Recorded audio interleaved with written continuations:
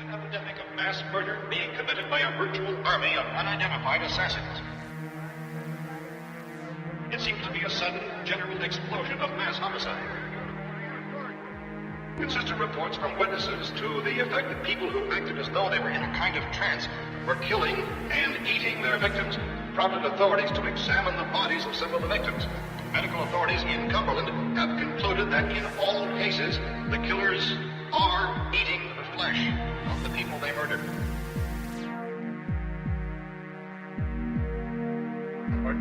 Incredible as they seem, are not the results of mass hysteria. First eyewitness accounts of this grisly development came from people who were understandably frightened and almost incoherent. Officials and newsmen first discounted their eyewitness descriptions as being beyond belief. However, reports persisted. Medical examinations of some of the victims bore out the fact that they had been partially devoured. I think we have some late word that's just arriving, and I'll interrupt to bring this to you. This is the latest disclosure in a report from National Civil Defense Headquarters in Washington. It has been established that persons who have recently died have been returning to life and committing acts of murder. A widespread investigation of reports from funeral homes, morgues, and hospitals has concluded that the unburied dead are coming back to life and seeking human victims. It's hard for us here to believe what we're reporting to you, but it does seem to be a fact. When this emergency first began, radio and television was advising people to stay inside, behind locked doors for safety. Well, that situation has now changed. We're able to report a definite course of action. Civil defense machinery has been organized to provide rescue stations with food, shelter, medical treatment, and protection by armed National Guardsmen. Stay tuned to the broadcasting stations in your local area for this list of rescue stations. This list will be repeated throughout our news coverage. Look for the name of the rescue station nearest you and make your way to that location as soon as possible.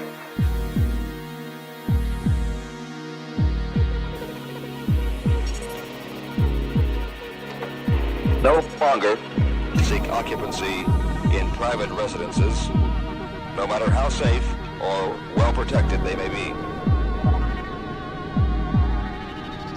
They use maybe 5% of the food available in the human body. The kind of thing. With that small amount, the body is usually intact enough to be mobile when it revives. What are you saying? I mean, you're science. Dummies! You're suggesting... Dummies! Dummies! Excuse me. Listen, quiet. One wonders whether it's worth saving. Why don't we drop bombs in all the big cities? You're probably serious. I'm deadly serious. What are the choices? They won't run out of food, young lady. That's the problem, you see. And they won't run out of food while we're still alive.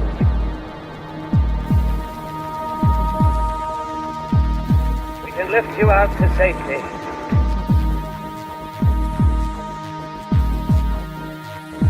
Please answer my call if you can hear me.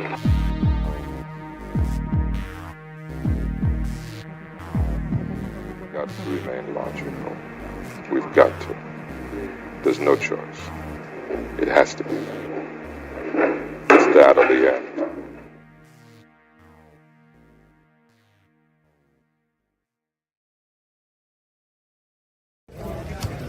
Hey, it's Greg Nicotero. You are, or if you're not, should be watching Alpha Romero on YouTube.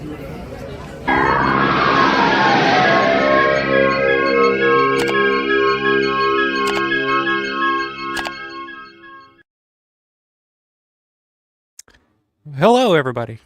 What's up, everybody? How you doing tonight? Happy Sunday night to you all. Hope you're doing well. Check, make sure my mic was unmuted there. Very good. But how's everybody doing tonight? You're doing well? A pretty busy weekend. We had the local horror con here in Evansville over the weekend. I took my daughter to yesterday, so that was fun. But tonight, we're going to talk about, got a couple of topics to discuss tonight. Couple of things happening over the past couple of days that I wanted to touch on. Some bad news. Again, more bad news. some good news, and then our main topic tonight, which I'll get to here shortly for everybody tuning in that wants to know about it. I did a little teaser on the channel the other day in the community section. Posted a little teaser asking who would be interested in winning the brand new Jordy Verrill action figure from Monstars. We'll talk about that here in just a second. It is March, so we all know what March means. March means March Madness. So if you guys remember last year, we did a March Madness tour, kind of voting on what is George's best film. What was everybody's favorite, best, whatever. Everybody put it to a vote, and Dawn of the Dead came out on top, and Brett, our buddy Brett, 1911 Guitar Dude, Brett Aitken, came out on top last year and won the Creepshow 4K Steelbook from Scream Factory. So again, another prize this year, the same deal. Another Creepshow prize. So a lot of Creepshow stuff coming out. I think that's we get a lot of Creepshow stuff, and I think it's due to the fact that it's not owned by Richard Rubenstein, for one. But it's a very marketable movie. I mean, Creepshow may be one of George's most marketable, because there's so much you can do with that. There's so many different, there's 5 different stories. There's 5 different monsters, creatures. It's very brightly colored. It works really well for marketing T-shirts, action figures, etc. So again, new Creepshow figure out. There has been the same company put out they've done a Fluffy. I have the Fluffy. They've done a Fluffy creature with the crate and everything. They've done that. They've done the Galen Ross, Ted Danson, water zombies, or whatever you want to call them, from their Something to Tide You Over. They've done, the John Amplis zombie from Father's Day. I mean, they've done pretty much all of them. The only one that I don't think they've done anything for yet, now that they've gotten the Jordy Verrill figure out, is anything for the Creeping Up on You. But I'm not sure what they would do unless they just packaged a bunch of plastic roaches in the packaging and marked it as, they're creeping up on you. That's the only thing I could really think that's left to do from Creepshow in terms of this figure line. But we'll take a look at it and discuss. And what will the bracket contest be this year?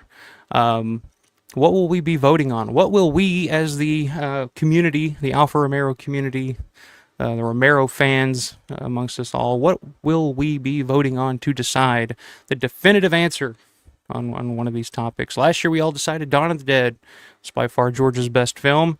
What will it be this year?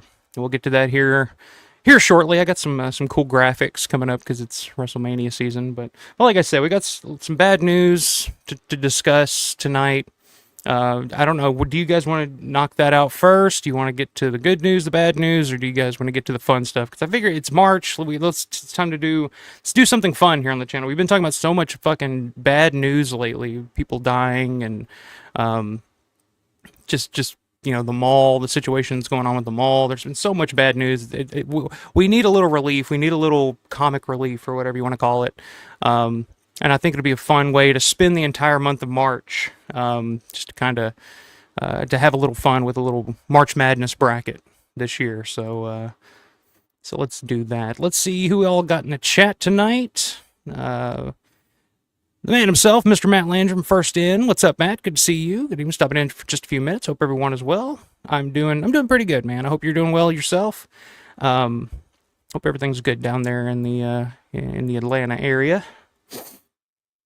Let's see. Here we got Ed. What's up, man? Ed Trader Music and Entertainment's in the house. Hope you're doing well too. Bonnie Bailey's in the house. What's up, Bonnie? How are you? Coming to us live all the way from Chi-Town, the Windy City. Always good to see Bonnie in here. Sean, Scarred God, Sikowski's in the house. What's up, Sean? Good to see you back in here, man. Everyone, happy to be back for a live stream. Glad to have you, man. Hope everything's well up in the Pittsburgh area. I was just there a couple weeks ago. I don't know if you were, can't remember if you were on last week's stream or not, but yeah, just spent a couple weeks ago up in the Pittsburgh area, running around, doing some things with Larry. We'll discuss at a future date when the time comes for that, but had a great time with him up there, and I always love being in Pittsburgh. Always love being in Pittsburgh. I don't know if you can't tell. If you ever wonder if I've been to Pittsburgh at any point in time, you'll notice because I've always come home with a fucking case of Iron City and swig a beer for the working man, as Stone Cold Steve Austin would say. But good to see you, Sean. Rick, the North Going Llama. What's up, buddy? Good to see Rick in the house as always. Rick saying he's doing fine. Very awesome. 1911 Guitar Dude, speak of the devil, and he will appear. What's up, man? Brett, good to see you, man. I saw you purchased a couple of Larry's, what does he call them? The light up, the film cell light up displays that he puts together and sells at all the, I guess the only conventions he really does any, vending for now is Living Dead Weekend. So they will be available if you're going to be at Living Dead Weekend. Check out Larry's booth. He's going to have a bunch for sale. They look really fucking awesome. They look really cool. And you did a video on your channel kind of displaying the two that you got, a Dawn of the Dead and a Day of the Dead ones, and they're pretty cool looking. So be sure to check that out, guys. And like I said, if you're going to be at Living Dead Weekend, check out Larry's booth because, I mean, Larry's booth is like Romero heaven. I find stuff there all the time, just like, holy shit, that's awesome. But yeah, that's pretty damn cool. And I noticed that I think I just saw somebody post, I want to say it was Martha Sandusky on Facebook, and I think it was the Living Dead Weekend page, that all the VIP tickets have been sold. They're completely sold out now. So if you missed out on the VIP tickets, it's a little too late. Unless they add more. I don't know. Kevin might open up a few more spots before too long, but that's kind of a good sign that the VIP is already sold out. I think that tickets are selling pretty well. I think the news getting around that, the mall is, kind of up in the air, and we don't know the future of the Living Dead Weekend. We don't know the future of the mall. I think it's kind of motivating a lot of people to kind of get to Pittsburgh and get to Monroeville and get to the Living Dead Weekend this year, because it's going to be one that you don't want to miss. They've been announcing all kinds of new guests. I know Larry was just on the Nightcast podcast over on the official Night of the Living Dead page on Facebook, and he dropped that both Russ Striner and Judith O'Day will be in attendance. Both Johnny and Barbara reunited again at the Monroeville Mall. What a crossing of worlds there, between dawn and night. But it'd be awesome having both of them in the same place again. I'd love to get a picture with both of them together at some point. I think I remember, I don't know, Larry said they may be seated next to each other, so it should be pretty easy to do. So that's pretty cool. But yeah, they've been announcing all kinds. Paul Musser just got announced. Of course, Airport Zombie. Kyra Schoen was just announced. Sean Roberts from Land of the Dead and Diary of the Dead. He's also Albert Wesker in one of the Resident Evil movies. He just got announced. That's a big one. Pretty sure this is the first one the first Living Dead Weekend that he's ever done. He was at that 2008 Texas Frightmare weekend that I went to back in the day. He was there with Michelle Morgan, I think is the actress's name from Diary of the Dead. I can't remember. I think it's Michelle Morgan, but they were there promoting Diary of the Dead that weekend. So, but it'd be cool that he'll be there. I definitely got a couple of things I'd like for him to sign. My Land of the Dead poster, specifically. So yeah. If you guys haven't already bought your tickets, get on them now. Like I said, the VIP looks like it's already been sold out. So get in now while you can. You don't want to miss this one this year. I'll say that. The guest list is going to be pretty badass. Of course, the anniversary of Day of the Dead this year, Land of the Dead anniversary, a lot going on. So don't miss it. But anyway, that's a long plug for Living Dead Weekend right off the top there. But anyway, good to see you, Brett. Glad to have you in here, man. Brian, what's up, man? Brian Stahl's in the house. Howdy, gang. Good to see Brian as always. Brandon Salisbury, what's up, man? Director of George A. Romero's Resident Evil documentary. Always good to have Brandon in here. Okay, so we got some votes here on what to get to first. Kenneth saying bad news. Good to see you, Kenneth. So Kenneth wants the bad news first. Ed saying bad news so we can get it over with. Brian saying pull that Band-Aid. All right, so it looks like everybody just kind of wants to bum out first before we get to anything uplifting or exciting. Brandon's saying let's get through the bad stuff and then celebrate all the good stuff. Yeah, I mean, I guess that's usually the best way to go about it. You don't. It's like a movie. It's like you always want to end on a high note. You don't want to. Even if 95% of the movie is great, and then that last 5% at the end of the movie is complete trash. It's like everybody leaves the theater thinking, oh, what, that movie fucking sucked. So yeah, I guess we can get to the bad stuff first. Let me see who all we got in here, man. Before we get to that, Stephen Ustrek Jr., what's up, man? Good to see Stephen in here. The zombie historian himself is in the chat tonight. Happy to be watching with my sister. Well, hello, sister historian or sister zombie historian. Thanks for watching. Glad to have you both in here tonight. Brandon said, I'm looking forward to driving out to Pittsburgh soon. Haven't been there since last Living Dead weekend. Yeah, I went a couple weekends ago. It was kind of a last second thing. Go do a couple things with Larry, hang out with Larry for a weekend, and just kind of, and of course we picked the one weekend where it just pissed and poured rain the entire time, and then that rain eventually turned into snow, and then it was a complete blizzard. So, hang on a second. I got some notice here. Performance issue alert. Maybe I want to close. Do I need to close something here? Yeah, I think I'm going to close this real quick. I don't know if I'm coming in a little choppy or anything, but maybe that will explain why. Sean said, sorry I missed you in town. Bit too busy with life stuff. No worries, man. I was barely there. I got there Saturday evening, and I left early Monday morning, so I was there for pretty much a day, and that day was filled with, trying to do certain things, and it was a pretty in and out trip. I didn't get to stop and smell the roses, as they say, but I did get to visit, did get to go by the mall, and if you guys didn't check it out last week, and I was talking about visiting the mall and talking to Kevin, who runs the Living Dead Museum and Living Dead Weekend. Yeah, I just Kevin seemed a little more optimistic about things than I do, but being there, it did kind of feel like the decline is kind of starting. There's a lot more empty storefronts than I remember being there from June. And then the story to that, I think, is kind of that the new owners are already kind of jacking up the rent prices, so people are just kind of saying, all right, well, the writing's on the wall, let's head out. So yeah, I mean, like I said, this is the year, Living Dead Weekend. If you want to visit the mall, if you want to do all the things, this would be the year to kind of make it happen. But yeah, no worries, man. Matt saying Judith O'Day is a big deal for me. Can't wait to finally meet her in person. That's right. You've never met Judith O'Day. Judith O'Day is one of the nicest, sweetest people you'll meet at a convention. Like, just high energy the entire time. Happy to meet everybody. Just loves hearing stories. Loves telling stories. Like, she's a complete blast to meet and talk to. So yeah, definitely look forward to that one, Matt. You're gonna really enjoy meeting her and talking to her.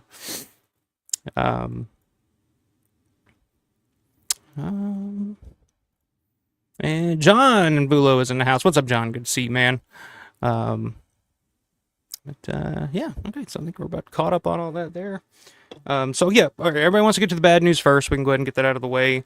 A lot of celebrity deaths this week to discuss. Gene Hackman was found dead in his home along with his wife and their dog. Apparently, they said no foul play is suspected or anything, which everybody kind of assumed at first that it was a carbon monoxide thing, but I guess that's been ruled out. I've heard some different stories, some different rumors, but I don't know what's true and what's not. So I'm not really going to speculate or really talk out of my ass or tell tales out of school about it.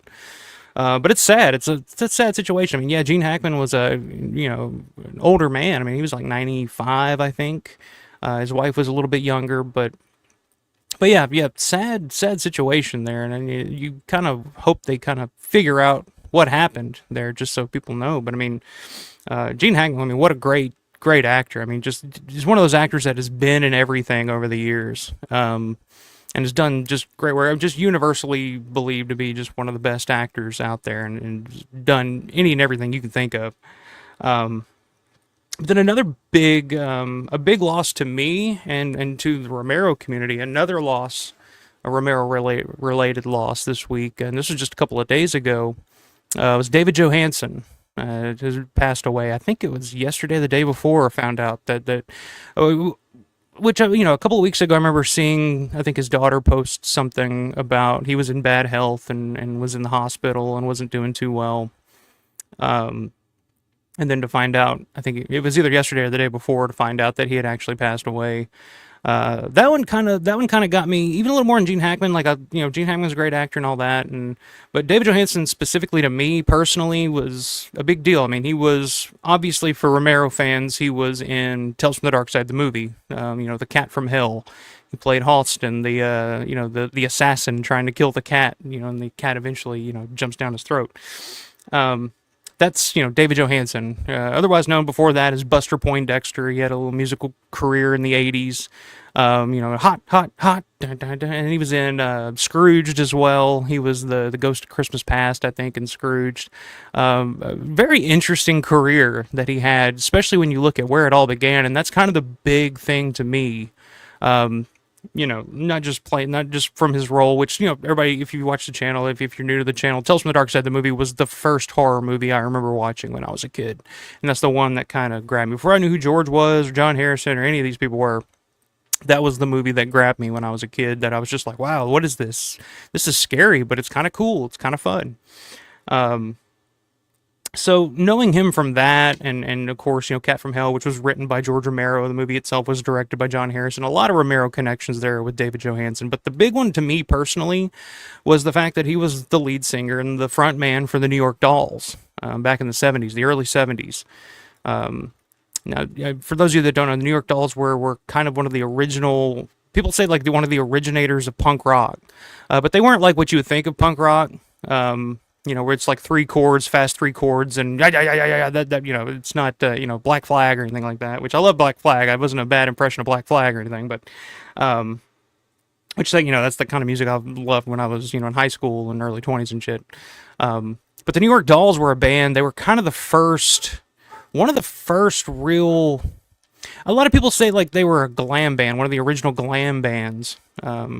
But I never looked at them that, but they were kind of the first ones to kind of embrace the drag look. Like they, had the long hair and the makeup and the women's clothing and the big boots and stuff.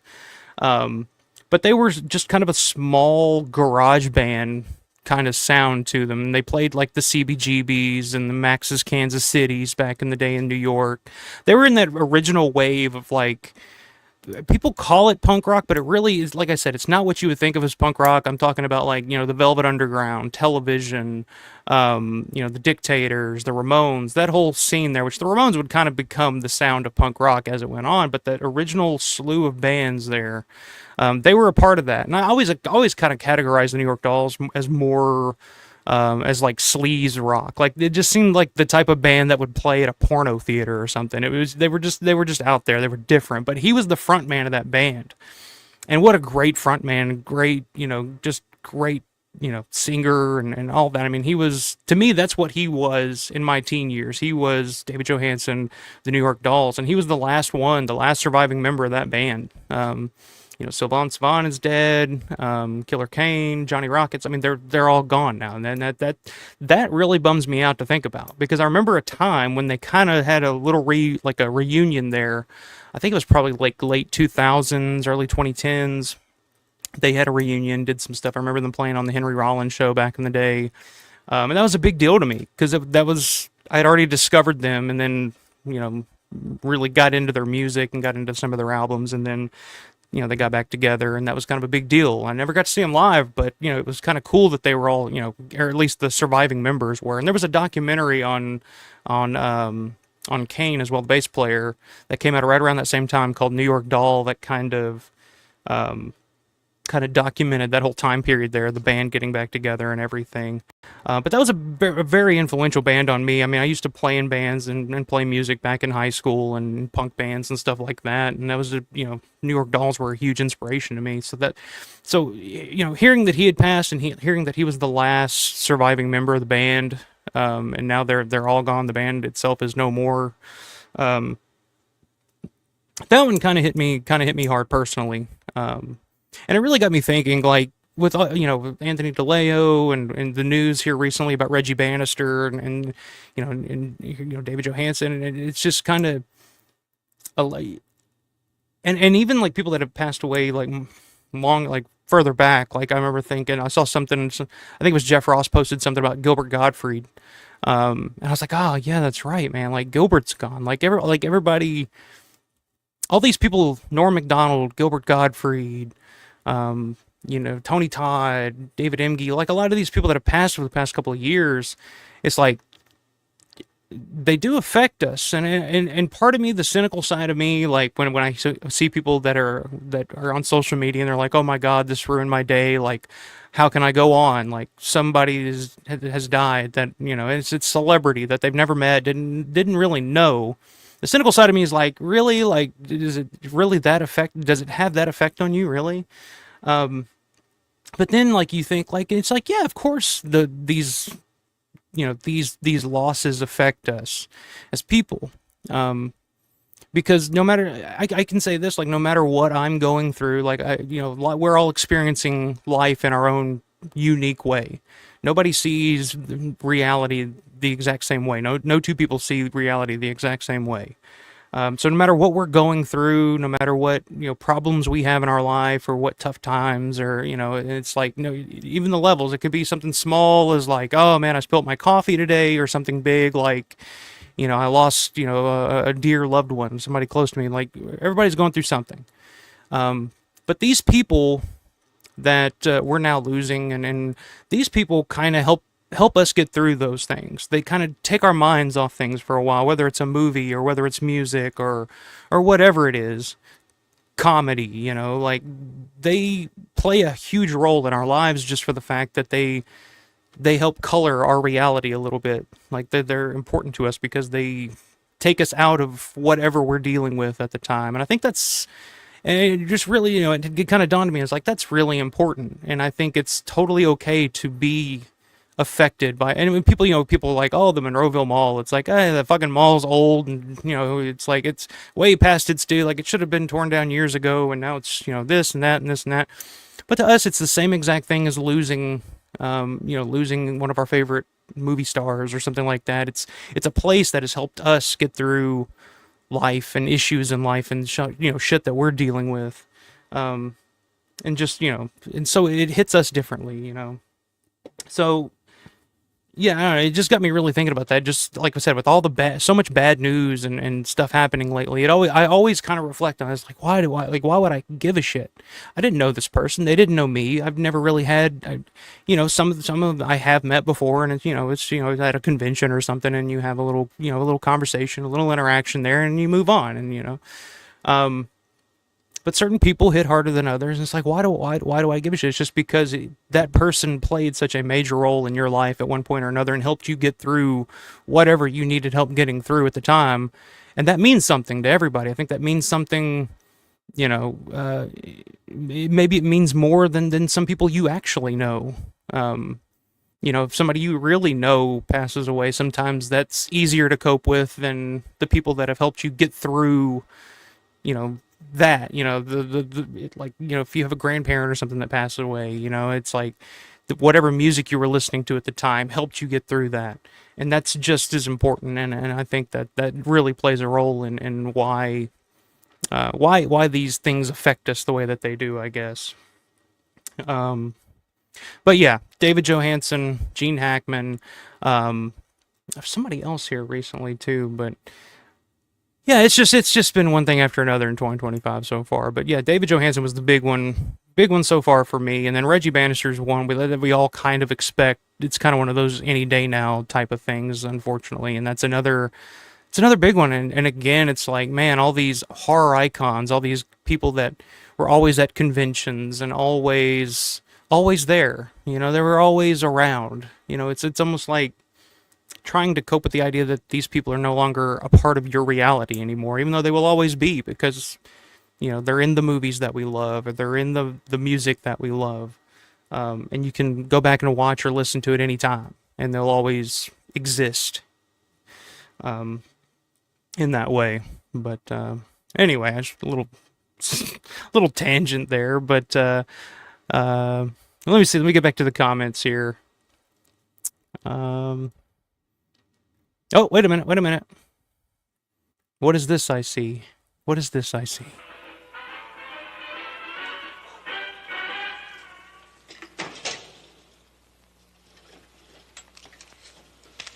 You never know. Money.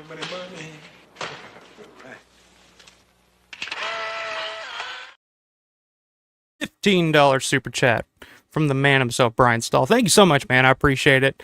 Also got the Night of the Living Dead window decorations from trivia. Okay, cool. I'm glad you got that. I'm pretty sure everybody's gotten there so far. So thank God for that. Wife and I bought a house not too far from the mall. We'll have them up for Halloween. Awesome, man. That's awesome.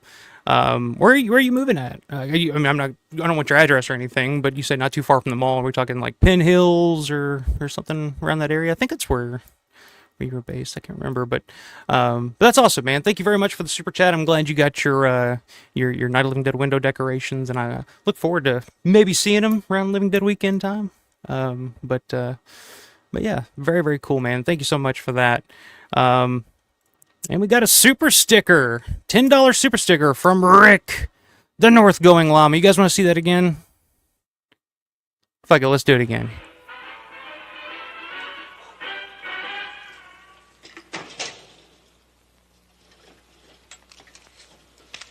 You never know. Money, money, money.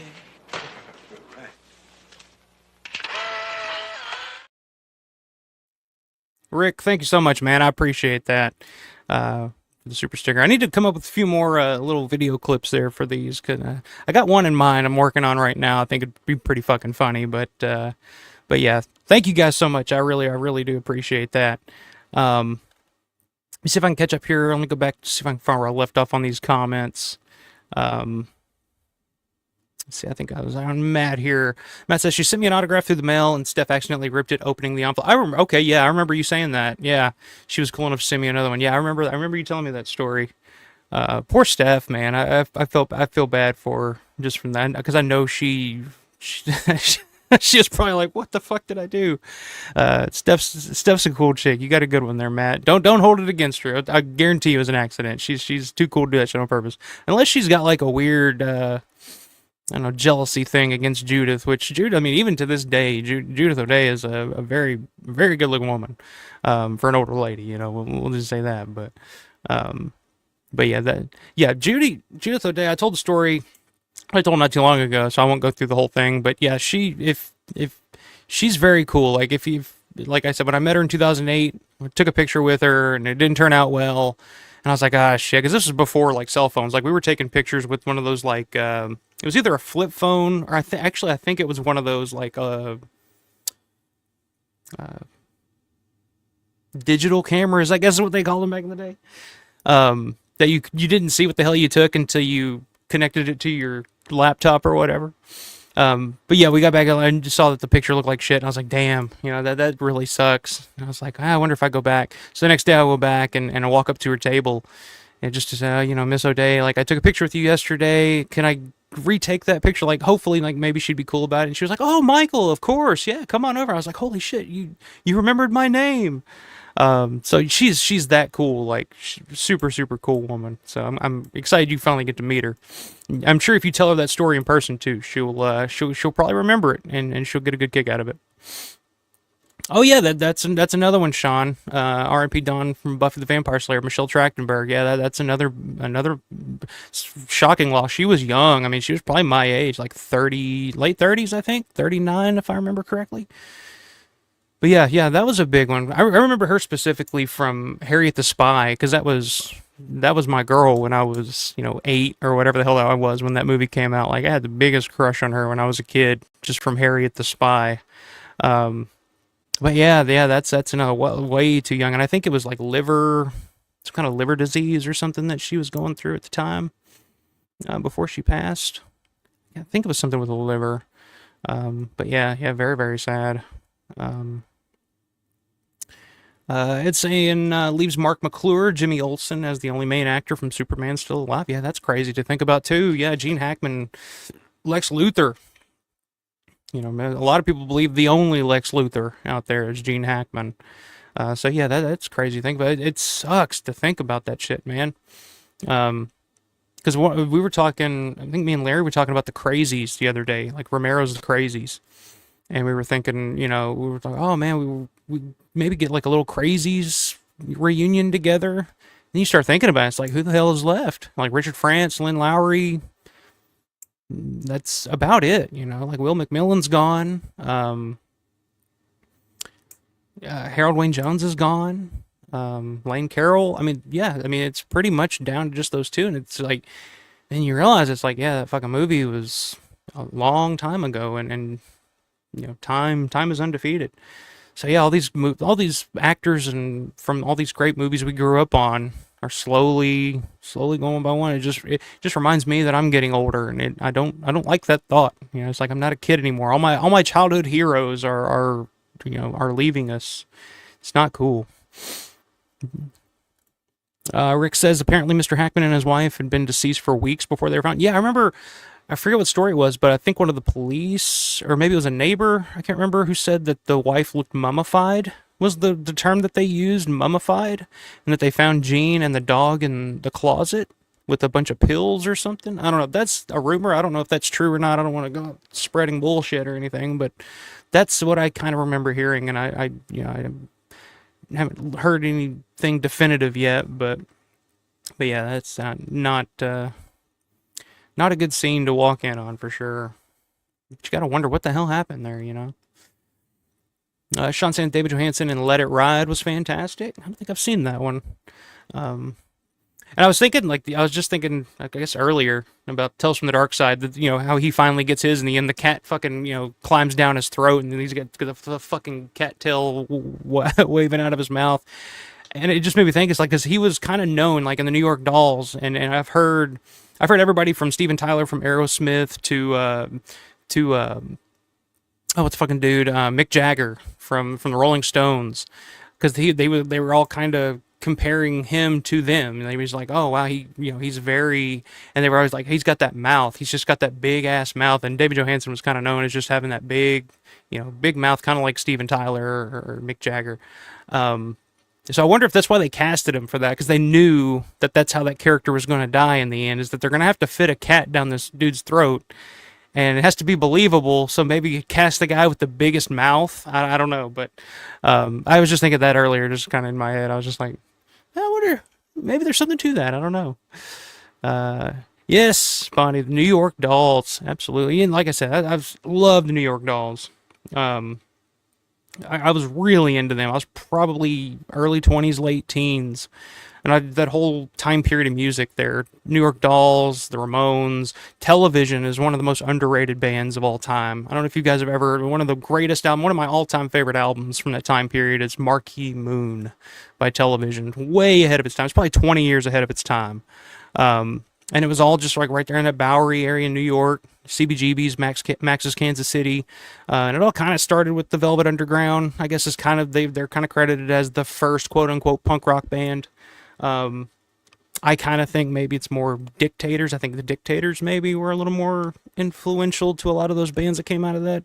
Just me personally, they don't get talked about quite enough, but yeah, the New York Dolls were a huge inspiration, especially when you look at the '80s and the whole glam thing and all the hair bands and stuff in the '80s. It's like, you can't tell me that those guys didn't see the New York Dolls back in the day. John says my mother's friend used to date the guitarist for the Dolls. Wow, that's really interesting. Or was it Sylvan or Johnny Rockets? Because Johnny Rockets I think he was one of the first ones to die out of that band. He died very young. And Sylvan lived, I can't remember. It wasn't that long ago that he passed away. Couldn't have been. But that's pretty awesome, because I know you're up in that area. That's pretty cool. I bet there's some stories there. Sean said I saw New York Dolls open for Motley Crue, so I got to see them, albeit very late. That's awesome, man. I never did get to see them live. So that's again, now that, always say meet your heroes, go see them live, go see your favorite bands while you can, because they're not always going to be around yeah, that's really cool. And that's cool that they were open for Motley Crue, because again, like I was saying with the hair metal thing, it's like, where they got that shit from. Sean said David Lynch dying crushed me to the core. Yeah, I think it did a lot of people. Yeah, that's another big one, 2025, man. David Lynch. It's crazy. Kenneth saying, oh my God, is that the TV from Dawn of the Dead? Yes, sir, it is. And that is the drum that they used to prop it on there, too. The civil defense drum, or whatever you want to call it. But yeah, I was able... Brett 1911 Guitar Dude actually was watching out for me on eBay and sent me a message like, "Hey man, I think I found the TV you've been looking for." I'm like, "Holy shit, there it is!" And I was just like, "I gotta have it." So yeah, it still works. I'd have to plug it in and all that to kind of just show it. But I did there's a video on it that I posted a few weeks back, kind of showing it off and talking about it a little bit. So go back and into the archives, as they say, and check that out. But yeah, that's it. The old J.C. Penney's solid state TV, and I got plans for it. I'm gonna do something kind of cool with it eventually here once I get all my my ducks in order, as they say. But yeah, that's it, man. Yeah, that's pretty cool. It's kind of one of my White Whale collectibles from Dawn of the Dead that I've always wanted. I've always wanted that fucking TV, and I finally got it. My daughter loves it. She's 4. She's never seen a TV like that in her life, so she's enamored with it. She's like, "Wow, this is a TV?" I'm like, yeah. She's like, "It's not flat and hanging on the wall." I'm like, "No, but watch. Push the button, it turns on." She's like, "Wow." So yeah, she loves coming in. She always goes right to it. She looks at me. She's like, "Can I push?" I'm like, "Yeah, go ahead." And she pushes, turns it on. She's like, she gets a big grin on her face, and then she turns it off. But yeah, very, very happy to finally get that. Bunny saying it sure does. I've shed a few tears over people I've never met. Big impacts. Yeah, me too, man. George was a big one, of course. Tom Petty was a big one for me because I was a huge Tom Petty fan. There's just those ones that it's just like these people have colored. It's like I always say, like, people say like, "Oh, who needs art?" Artists and shit. It's like, well, no, they literally color the reality that we live in. Like they give us everything you see in this room was created by an artist at some point, whether it's an architect or a painter or a drawer or sculptor or whatever. Everything in here is art. Everything background here is art. This is the stuff that colors our lives and gives us, that makes life exciting. And because if you stop and think about it for too damn long, it's really easy to get depressed and to think like, wow, like, and I don't know what everybody's religious stances are or whatever, or what they think, but I mean, it's like, life is short, life is like goes by quick, and it's precious, and you're going to go through some shit in life, but thank God that we have, what we have. We can look around and be like, oh, a distraction, if you want to call it, from, as Norm Macdonald would say, is like, everybody's trying to distract themselves from the idea that we're all spiraling into the deep, dark depths of the eternal abyss. I'm just like, what? I love when Norm would get really, really dark, but of course Norm would say it in a Norm kind of way, so you just couldn't help but laugh. But there's a little bit of truth to that. Matt says, gonna be a dark day when Reggie goes. That dude is a big piece of my heart. I know that's a big one for you, Matt. I know that, and like I said, Reggie Bannister is like the Bruce Campbell of the Phantasm films. Like it was like the first film, he was kind of a secondary character, but as the films went on, he became the like badass main character. That was kind of, so I mean, that's a big one. I mean, we lost Angus Grimm years ago. Angus has been gone for a while. There's not going to be many left before too long. It's like you go back and you look at like all the conventions and stuff in the early 2000s, and you're like, oh wow, you see all these guys that just seemed like they were invincible and they were always going to be around, they were always going to be there, but then you get older and they get older, and then it's the cycle of life. I don't know. I don't want to get too dark and depressing. I'm already talking about spiraling into the depths of darkness or whatever the fuck that quote was, but Reggie's going to be a big one, and that one's going to suck. Steven says, I'm sorry David Johansen has died. He wasn't one of my top favorites, but I understand how you feel. In 2017, not only did Romero die, but Adam West and Chuck Barris. Both were 3 important talents. Yeah. Well, like I said, I think it just, whether David Johansen was a big deal to you or whoever, like I see people all the time. I still see people post about, I don't want to make light of it or anything, but I see people post about like Paul Walker. I'm just like, Paul Walker, really? Like the guy from Varsity Blues? That guy? Like, and people are still just like, oh, today is the anniversary of Paul Walker's death. And I'm just like, okay, I don't get it. But to them, he obviously meant something to them and like played an important role in their life. So okay, cool. Like I'm whatever. Like that's cool.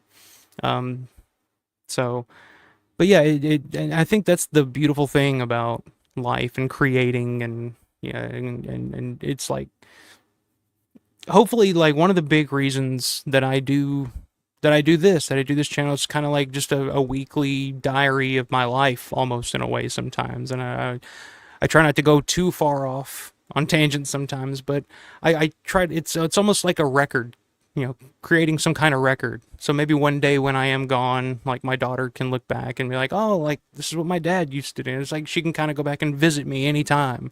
That's kind of how I feel about these films. It's like, you can go and visit these people and they can cheer you up or, inspire you or whatever it does because, you know, that's kind of the important. I feel like that's the role that we're here on Earth to play in people's lives. Like I don't really, to be honest, I don't really believe in an afterlife or anything like that. But I feel like if you leave people with inspiration and good feelings, that's how you'll live on forever. That type of thing. If you leave people with bad feelings and you're, Hitler or something, then yeah, that's hell because you'll live on forever. But everybody will think that you're the biggest piece of shit that ever lived. And the goal in life is to not fall into that category. So I think, but anyway, I don't know. I'm going to get too, like I said, you guys run to the bad first. We're going to get through all the depressing, sad shit first. Where was I? Hey, Brian says, Wilkins Township. Okay, hell yeah, man. You got it. Awesome. Very, very cool. I'd love to live in that area one day. I'm planning on it one day. I don't know when, but that's the dream. Like I said, maybe to retire in a house out in the middle of nowhere near Evans City or something like that. Because I love Evans City. Evans City's a beautiful little town. That's the dream. Rocking on the front porch of an old house in Evans City. Brett says, me and my wife laugh with joy every time we see David Emge's wonderful reaction when he sees the cash. Yeah. It's like that, I don't know. It's like when a toddler shits his pants or something, Just speaking from, in my experience, when they shit their pants and they know and they just kind of look at you with that little look like, you got work to do. You got work to do. That's what comes to my mind. I don't know. Rick says just a little something since you would take the effort to celebrate for Romero fans. Well, I really appreciate it, man. I really do.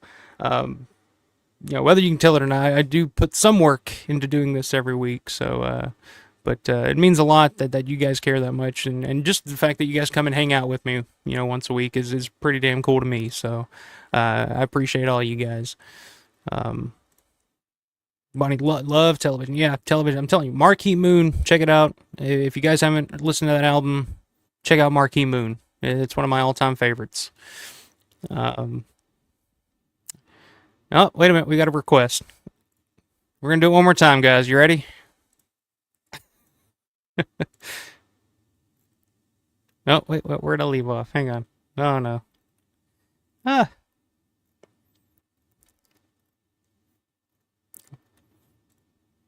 All right. One more time. And a swig of beer for the working man, as Stone Cold says. Here we go.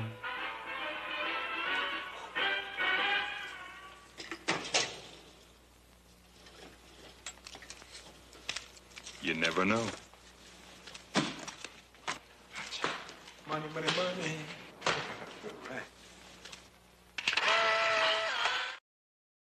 You never know. $10 super chat from a man, 1911 guitar dude. Brett, thank you so much, man. I really appreciate that. Got to see Emge's reaction one more time. Hey, I don't know if this is working. You guys want to keep sending super chat? I'll play this fucking thing all night. I'll shut up. I won't say another goddamn word the rest of the night. I'll just play that scene over and over again. But yeah, I do love that scene. That's like I said, I have a T-shirt. It's an older shirt, so it's a little faded now. But I do have the T-shirt of just that image of Ken and David there with the holding up the cash. So I do love that. But thank you so much, man. I appreciate it. I think I was on Bonnie here, had another comment. I was reading Cream magazine as a kid. My mom would let me buy it. She had no idea. Very, very cool. Yeah, I think, I don't know how I got into that time period, because I guess from Nirvana. I think Nirvana was kind of a big thing for me in high school. Kurt Cobain was one of my idols. And then just reading, hearing Kurt talk about all these bands that inspired him, and he talked about a lot of those bands from that time period. So I started listening, checking out the Velvet Underground, checking out television and stuff like that. And then I saw a documentary on IFC right around that same time, I want to say, called Punk Attitude or something. I think it was Punk Attitude, that's what it was called. And it kind of went into all these bands, even going to like, Iggy and the Stooges and the MC5 and the Detroit scene. Trust me, guy, I can get nerdy if we're talking about old school punk. So, but yeah, very cool, Bonnie, very cool. Doing it again. Are we really doing it again? I think we're doing it again.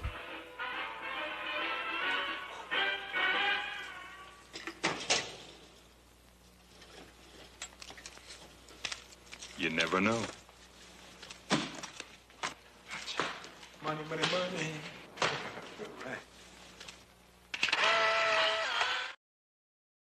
$20 super chat from the zombie historian himself. One more time, he says. Holy shit.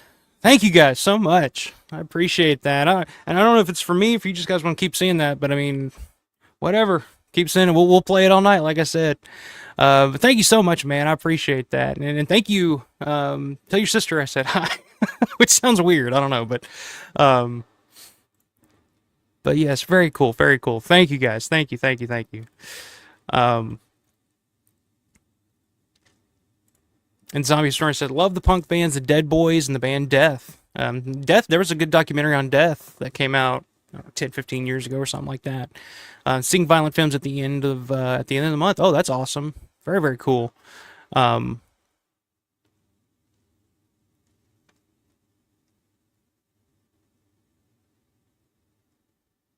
Okay, I'm sorry. I thought I froze there for a second.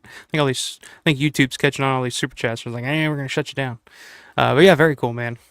Violent Films are another good one. That's one I used to listen to with my buddy Dustin all the time. We'd hang out and just sit at the table and drink and bullshit and smoke cigarettes and listen to violent films. That's a cool name, Violent Films, but Violent Films until the early hours of the morning. So good memories for them for sure.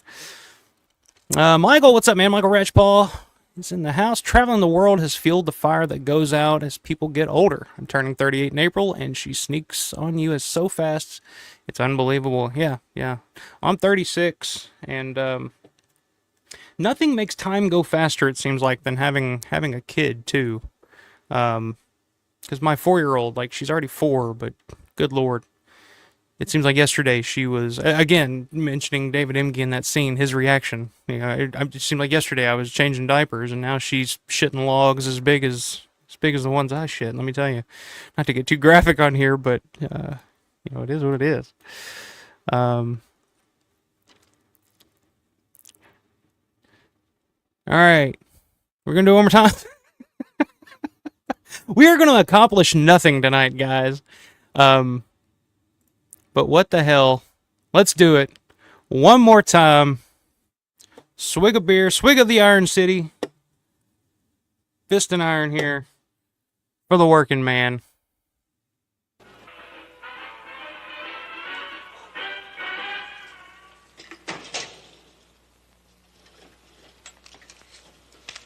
You never know. Money, money, money.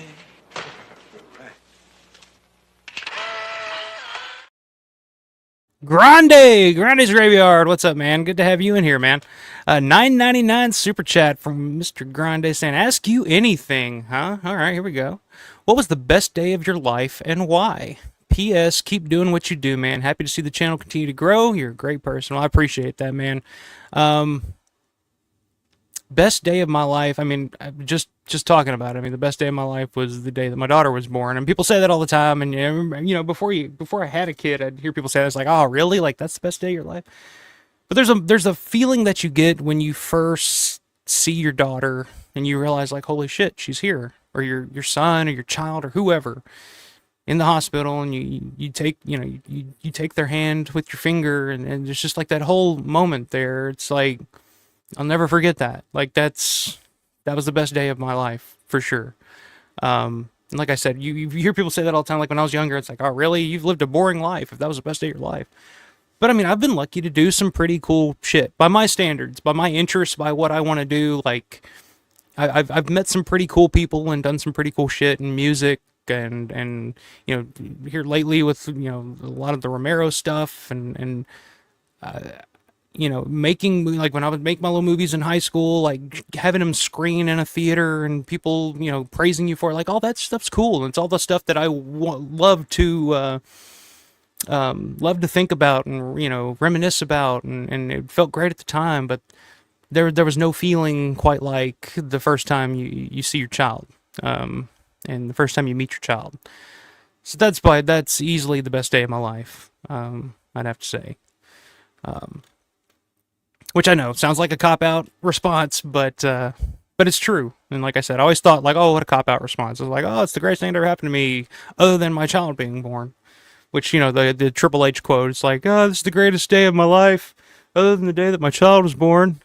Even though I don't have any that I know of. I used to say that all the time, but yeah. Thank you so much, man. I appreciate that super chat there. But glad to have you in here, man.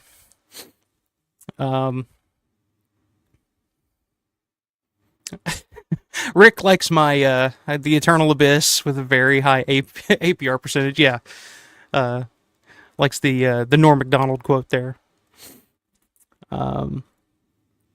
Sean says the television scenes from the movie CBGB were great. I've seen that movie one time, and I can't remember much about it.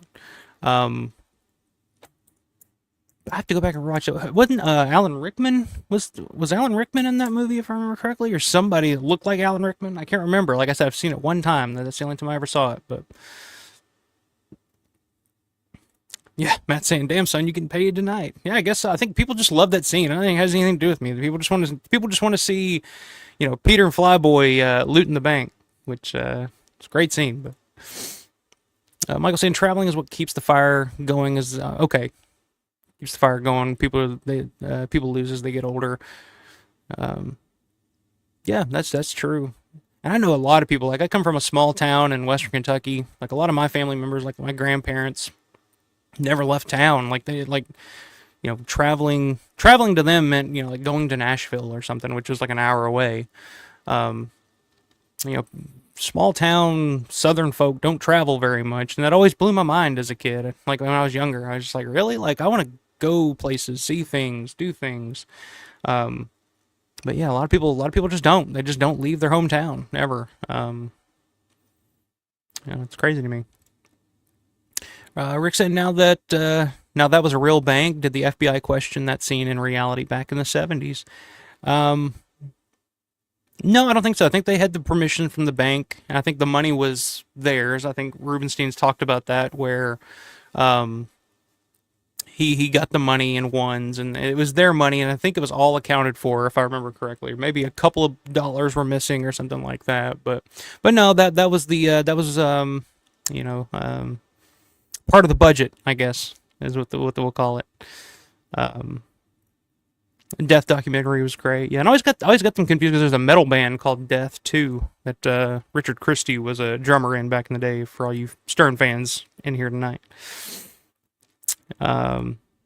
it's saying the Germs, the Dickies, the Mentors, more early punk bands to check out. Yeah, Mentors I'm not too familiar with, but the Germs and the Dickies I have listened to before. Yeah. Sean loves Violent Femmes. Yeah, very underrated band. One of the most underrated bands for sure. Yeah, thanks, Grande. That's beautiful, man. Yeah, quoting the great Scott Mosier there. Matt saying something shifts in you when you become a parent. There's just a switch that flips. It's an amazing feeling for sure. Yeah, there really is. There is something. Something changes you, yeah, definitely. I've gotten way softer. Like things that, because I've been watching, one of the things I've been watching lately, I've been diving back into for some reason. I don't know, but I guess they were talking about it on Dead Pit the other day. But diving back into the West Memphis 3 case, and for any of you guys that are not familiar, in the documentaries, the 3 Paradise Lost films, and there's been other documentaries and stuff. Diving back into that here recently, and just kind of going back, and that's my all-time favorite, like, unsolved case or true crime case or whatever, because I've done so much research on that fucking case. I've listened to, like, all the podcasts, documentaries. I've listened to the case for the case against the West Memphis 3. I've listened to the deposition from Terry Hobbs. I've listened to deposition. I've listened to everything. I've gotten all the information I can think of, and I still cannot figure out what the hell happened that day. I can't figure it out. So diving back in that, and then of course, for any of you guys that don't know about that case, it's about the murder of these 3 little boys. They're around, I think they were all 8 years old at the time, in West Memphis, Arkansas, in like 93. And I remember watching that before I was a parent, and it doesn't hit quite the same as it does now that I am a parent. And the idea of losing an 8-year-old kid, just the thought of losing your child, period, is just hard to imagine, hard to fathom, really. I guess the point that I was getting at with that, but yeah. It'll change you. It changes you for the better most of the time. Some people lose their minds, and but yeah. Cheers to you, Grande. Always good to have you in here, man. By saying it's true, Steven, it was Alan Rickman. That's what I thought. Alan Rickman. It's on Tubi. Okay, yeah. I don't know, if I find some time, I'll check it out again. Like I said, it's been quite a while since I've seen that one. Yes. Charred Walls of the Damned. I want you sitting there with the supper of the lamb with us, and not digging your nails into the charred walls of the damned. Remember that awesome? I seem to be going back to Stern here a lot on the show here lately, but it's one of the best phony phone calls ever. Sean says, check from the Florida death metal band is a legend. The Florida death metal band. Is that what you're saying? Yeah, because I would have been down in Florida. I think they were based in Florida. The metal band Death, I think is what you're getting at there. Granny says, Paradise Lost is one of my favorite documentaries ever. The case is fascinating. I agree. Yeah, it's one of mine too. Do I think that the right thing happened? No, I don't. I'm one of those that believes that the 3 were. I don't know for a fact. I'm not going out on a limb and just staking my reputation on or anything, but I kind of feel like there was some truth to that. There's something happened there with those 3. Damien's just a weird fucking guy. Like, even if you hear him talk now, like, there's just something not right. And there's just been a lot of information over the years that has changed and shifted, and things that he has said that is blatantly not true. If you've looked into the case, there's something there. I don't know what, but the documentaries are fantastic. I mean, it's and it hits me because I lived close to that area right around that same time. It's a few years after it happened, but I remember seeing all the billboards and stuff when I was a kid of like Free the West Memphis 3 and all this stuff, and I had no idea what the hell it was about, but yeah, it was a little town in Mississippi called Olive Branch, which was 5 minutes from Memphis. And of course, West Memphis is on the other side of the state lines there. So I don't know. It's just one of those cases, man. I've lost sleep thinking about that. I get into such a deep rabbit hole with that case sometimes. Matt said, read The Devil's Knot. Great book about the case. I've read it. Damien Eccles has put out a few books about the case too. I've read them too. Yeah, like I said, this is the one, like, true crime to me. Like, yeah, I'm interested, and I get into different ones here and there, but this is the one that has been constant with me from the first time I saw those documentaries. And I like I said, I've sat and listened to like all 3 hours of Terry Hobbs's deposition, because when he was suing the Dixie Chicks at one point, that they used that as an opportunity to get him on the record, to ask him all about the case, to see if, because that's what the Devil's Knot and all that is all about, is they're kind of pointing the finger at Terry Hobbs, who was one of the stepfather of one of the boys, and And I just don't think I don't think he had anything to do with it. I just don't. Of course, they point the finger in part two at John Mark Byers, another one of the boys' stepfathers. I don't think he had anything to do with it either. Of course, there's Mr. Bojangles. I don't know. I'm not going to go into it. Like I said, I could do a whole thing. I've reached out. I've told CK from Dead Pit in one of the discords, because he asked if people would be interested in doing a show on the West Memphis Three, and I was like, dude, I'll come on, I'll talk about it, because I mean that's one of my things. Like Romero was one thing I'm really knowledgeable about, but then like the West Memphis Three case is another one that I've just dug in deep. Yeah, that's right, Ed. Ed saying, being from Arkansas as well, I used to write the West Memphis Three guys in prison. That's interesting. Great letters they would answer back with. That's interesting. I'd love to read. If you still have those, I'd love to read some of those. That's really interesting. That's pretty cool. Sean says, hot take, I don't believe they were completely innocent. I don't either. Now, do I think that they shouldn't? See, there's a difference. Do I think they should have been convicted? Probably not, because there was no real evidence that linked them to that crime outside of Miss Kelly's confession, which the confession itself, there was a lot of, questions around how they got that confession out of him and whether he was, mentally all there, which if you've seen the documentaries or heard him talk, like you can tell, like, yeah, he's not all there. But at the same time, like, I do feel like there were more connections there to the crime, to those three, the West Memphis Three. There's more connections there than the documentaries especially ever really let on. Like, they left a lot of stuff out. But there was no actual physical proof. Like, there's no DNA or anything like that. Like, there were a couple of things that were pretty spot on, but, I don't know. Matt saying, after hearing Jason Baldwin, I firmly believe that they weren't involved. I believe Terry Hobbs had something to do with it. Yeah, I mean, Jason is definitely the one that I'm the most, like, unsure about. Like, Damien's easy to point the finger at because he's so weird, and you can say, oh, well, that guy was doing something. That dude was up something. But if you go back and you look at Damien's history when he was younger, I mean, he was in and out of, like, mental hospitals. I mean, his parents were on the record as saying that they were afraid of him at one point. Like, he definitely had a history. Miss Kelly definitely had a history of, that's documented with police files and stuff like that. But Jason Baldwin is the big one because he was the one that most people seem like, oh yeah, he's just quiet and normal, but at the same time he was so close to Damien that if Damien did want to do something like that, could Jason have been talked into doing something like that? I don't know. But yeah, Jason's definitely the one that I'm like most like, it just doesn't seem like he could have done something like that, even from when he was younger to now, like hearing him talk about it. Again, yeah, it's the one thing that I'm just like, I'm out there with. You read a book? Yes, I did, Matt. I did.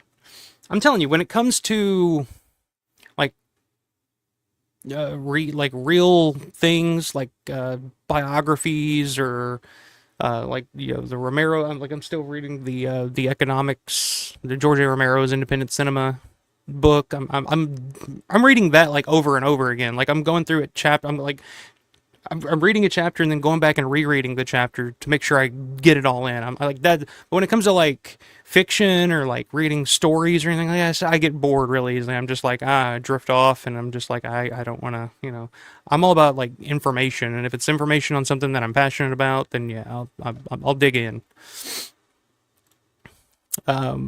Granny said, I still think Mr. Bojangles did it. The cop who refused to go into the diner because she was too fat and lazy stinks. What? Yeah, that's a big one too. The Mr. Bojangles thing, which I know if you guys aren't familiar with the case, there's a lot of this here and there, but yeah, Mr. Bojangles was a black guy that night that the boys were killed. There was a Bojangles restaurant because it took place in Robin Hood Hills, which was this wooded area behind a truck stop. Next to the truck stop was a Bojangles. That night, a guy covered in blood and just like out of his mind, blood and mud and all kinds of shit, went into the Bojangles, went into the bathroom, and left. They called the cops. The cops came. They got a sample of the blood, but nothing ever really came of that, and he just kind of disappeared, and nobody thought anything. But the thing that they said was that one of his arms was in a cast, which makes you think, like, 3 little boys, even if they are little boys, it's like, because they were tied up, with the shoelaces, it's like, how would he accomplish that? Like, that's the thing that throws me off, too. It's like they weren't just, the boys just weren't murdered and thrown in a ditch. Like, they were murdered, tied, like, with 3 distinct different types of knots. Like, it looked like 3 different people each tied these knots differently with different, and so it's like, who would have done that? That's why it's like they went with the 3 that they went with, Miss Kelly, Baldwin, and Eccles. And it's like, you would think like some crazed homeless guy, if he would have done that, he wouldn't have thought to like tie their, their wrists to their ankles and throw them into this ditch to drown. Like, it's just, there's nothing about this case makes any sense. Which is, I think, is why it's so fascinating to me. I don't know. But, yeah, maybe we need to, Matt. Maybe we need to do a whole live stream on the West Memphis 3. I'd be down for that. I don't know if anybody else, if any of you guys are watching, would be interested in digging into that. Because it's not really a Romero-related thing, but that's one thing I could talk about and get into forever. Sean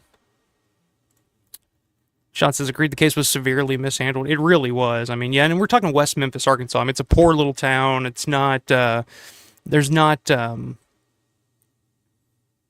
the money behind the police and all that to really, like, a lot of the investigators and detectives that were, on that case were really, they were not used to something like that. They'd never seen anything like that. They didn't really know what protocols to go through.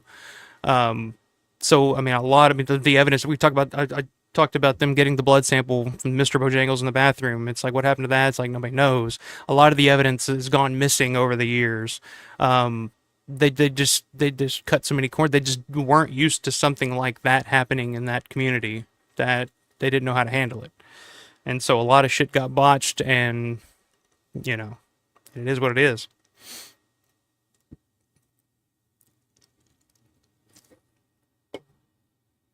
Which is unfortunate because,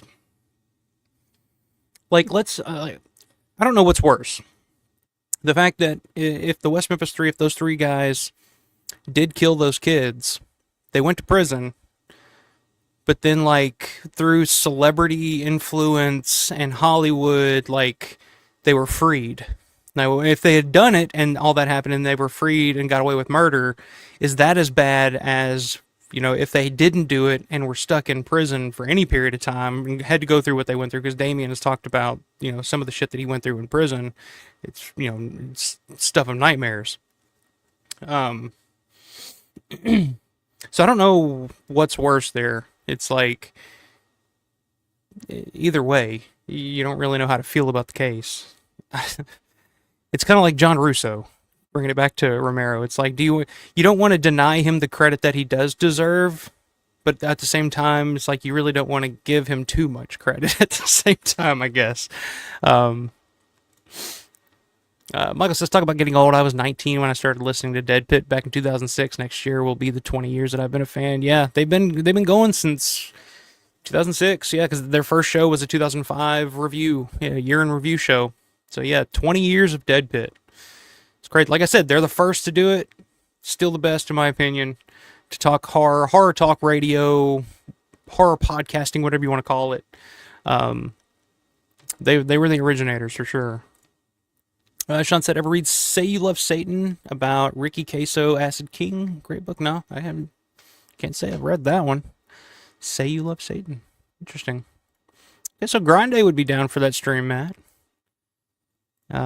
Bonnie saying she loves true crime. So, okay, maybe we'll deviate one of these days and talk a little West Memphis 3 and the murders at Robin Hood Hills. Paradise Lost, like I said, I don't completely agree with everything in that documentary. I think it was kind of slanted one way, and it kind of, honestly, now, like talking about being a parent now, it kind of makes me mad going back watching it again, because they do kind of portray the parents of the kids in almost a negative light to kind of make them look crazy or evil, especially like, John Mark Byers, who's kind of an over the top character as it is, and to find out that they had paid him, especially in the sequels, paid him money to go out and kind of make an ass of himself just for the content of the documentary. It's kind of like, really, guys, do we really gotta do that? But oh, I gotta see that, man. I still got your old Free the West Memphis 3 shirt. There you go. Yeah, I mean, it was everywhere. Like I said, I lived around that area at the time. Olive Branch was like a few miles from West Memphis, and there was billboards everywhere. And I mean, you got to think of the celebrities that got behind these guys. I mean, big name guys. I mean, Eddie Vedder, Johnny Depp, Peter Jackson, the Dixie Chicks, Henry Rollins. I mean, it was a big thing that all these people got together and were and they paid a lot, pretty much all paid for all of the legal fees to kind of get them out of prison, to try to get them out of prison, which some of the lawyers and those types that were involved also are kind of a red flag, in my opinion, because they were using some of the same people that got OJ and Casey Anthony off to free these guys. So whether it was a good thing, if they were innocent, awesome, that's great. But at the same time, it's like their track record is a little sketchy, in my opinion. All right, here's a good question, Michael Ratchball. We're gonna step away from the West Memphis 3 talk for tonight. But like I said, that's what I've been digging back into lately. But Michael says, "What's one unrealized Romero project you wish happened?" There's so many. Of course, Resident Evil, Romero's Resident Evil was definitely one that I think we all would have loved to have seen. The original Day of the Dead script, the unrealized Day of the Dead script, obviously. Trying to think what else. The Mummy, I could have done without. Not a big fan of The Mummy. One that would have been really interesting that I've always been kind of fascinated with was, there was a film that he was going to do after Dawn of the Dead called Shooby Dooby Moon that was written by Richard Ritchie, the Rev. And it was kind of a 50s time, period piece, or if you want to call it that, period piece. It was like a musical sci-fi film. It was something odd, something completely different than Romero was used to. I've always kind of been curious, like, what the hell would that have been? Especially like coming around that time period where Romero was at his best and Romero was at the top of his game, coming off of Dawn of the Dead, and here's this sci-fi 50s musical called Shooby Dooby Moon. It's like, that would have been interesting. But I guess of all the ones that I would love to have seen is the Resident Evil. Like, that's the big one to me, because that's the game that kind of got me started in all the directions, and so I'd love to have seen that version for sure. That's probably, I'd say that's probably the one. It's now seen your Facebook message about the later. Awesome, man. Yeah, I'd definitely love to read those. That would be really interesting. That's really cool. Matt's saying, no one talks about Romero being attached to Pet Sematary. Would have loved to have seen that. Yeah, Pet Sematary. I mean, Romero was set to do Pet Sematary, but then had to go back and do reshoots for Monkey Shines because they wanted to redo the ending, where Jason Begay could get up and walk, because they felt the ending was too sad or whatever. So the fact that he had to go back and do the reshoots for the ending of Monkey Shines, he missed out on doing Pet Sematary, which Pet Sematary is a great horror film. It's a great King adaptation. But it would have been cool to see what George would have done with Pet Sematary for sure. And it would have been a reunion with Rubenstein. Rubenstein was producing, so it would have been Romero and Rubenstein working together again. And who knows what could have come of that going forward. But yeah, that's a good one, Matt. Grant says, worst acting performance in a Romero film for me. That's an interesting one. Worst acting performance. There's some pretty bad, like, minor roles in some of the films, especially some of the earlier stuff, like The Crazies. There's a couple of odd performances in, like, Dawn, I'll admit. But I guess I'm trying to think of like a major like a major starring role in a film that I'm just not, that I would say is the worst. Hmm. See, I don't hate Simon Baker as much as most people do. Um, it's not my favorite by any means, but he's not terrible. Um, some of Romero's later stuff, for sure. I mean, some of the characters in Diary are a little too, some of the acting in that's not the greatest. Honestly, I have never been an Alan Van Sprang fan.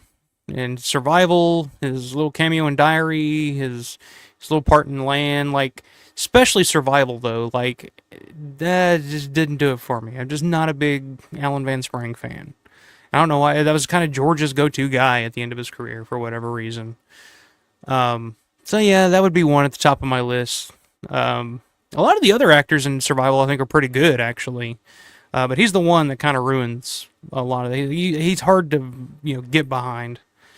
So yeah, I think that would probably be. I'd say Alan Van Sprang and Survival would probably be would be the worst if I were to have to pick one, just because it just does not work at all for me. I said I remember when they were talking about Diamond Head with a bunch of rock stars. Oh yeah, Diamond Dead. That's what they were calling it. Diamond Dead. I actually saw a promotional crew jacket or whatever for the Diamond Dead not too long ago on eBay. But I remember seeing that one and the rumors when that was coming out. I was like, that's kind of interesting. Michael says Romero was supposed to adapt R.L. Stein's Welcome to the Dead House, which would have combined two childhood heroes. Yeah, Romero was attached. I've actually seen that screenplay, the Goosebumps screenplay for that. Yeah, that would have been pretty fucking cool. Matt, no, it is not Peter Stormare, for fuck's sake. Come on. God damn it, Matt. Have you watched Bruiser again, by the way? I saw you text me, said you were going to give it another shot. I wonder if your opinion has changed any on that whatsoever. It's asking favorite humorous line from a Romero film. God, these are good questions, guys. I'm having to dig in deep to the brain to think of these. Favorite humorous line in a Romero film. Honestly, one of the funniest, it's not really a line as much as a scene and just kind of the performance and the reaction of the characters and the actors in it. But the scene in Land of the Dead, when Dennis Hopper is fleeing Fiddler's Green, and he steps off the elevator and he's got all the money in both of the bags, and he steps off the elevator, and the guy, his henchman or whatever, his sidekick or whatever, is standing there waiting for him. And he's like, hey, what's in the bags? And Dennis Hopper's just like, the money. He's like, money? What money? And his phone starts ringing. He's just like, hey, well, look out, watch out. And the guy turns around and Hopper just like guns him down. And just cold-blooded, just like, all right, fuck it, I'm shooting you.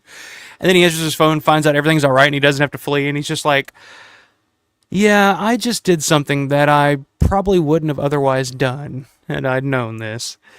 That got a huge laugh in the theater. I remember seeing that in the theater, and all 3 times that I saw that movie in the theater, that scene got people laughing. Like that cracked people the fuck up. And that's always been kind of one of my favorite scenes in Land of the Dead. Is just Dennis Hopper's reaction of just like, watch out, get down. And the guy turns around and Dennis Hopper just executed right there and the fucking. So that's one that comes to mind right off the bat. I'd have to think of some more, but that's one that cracks me the fuck up.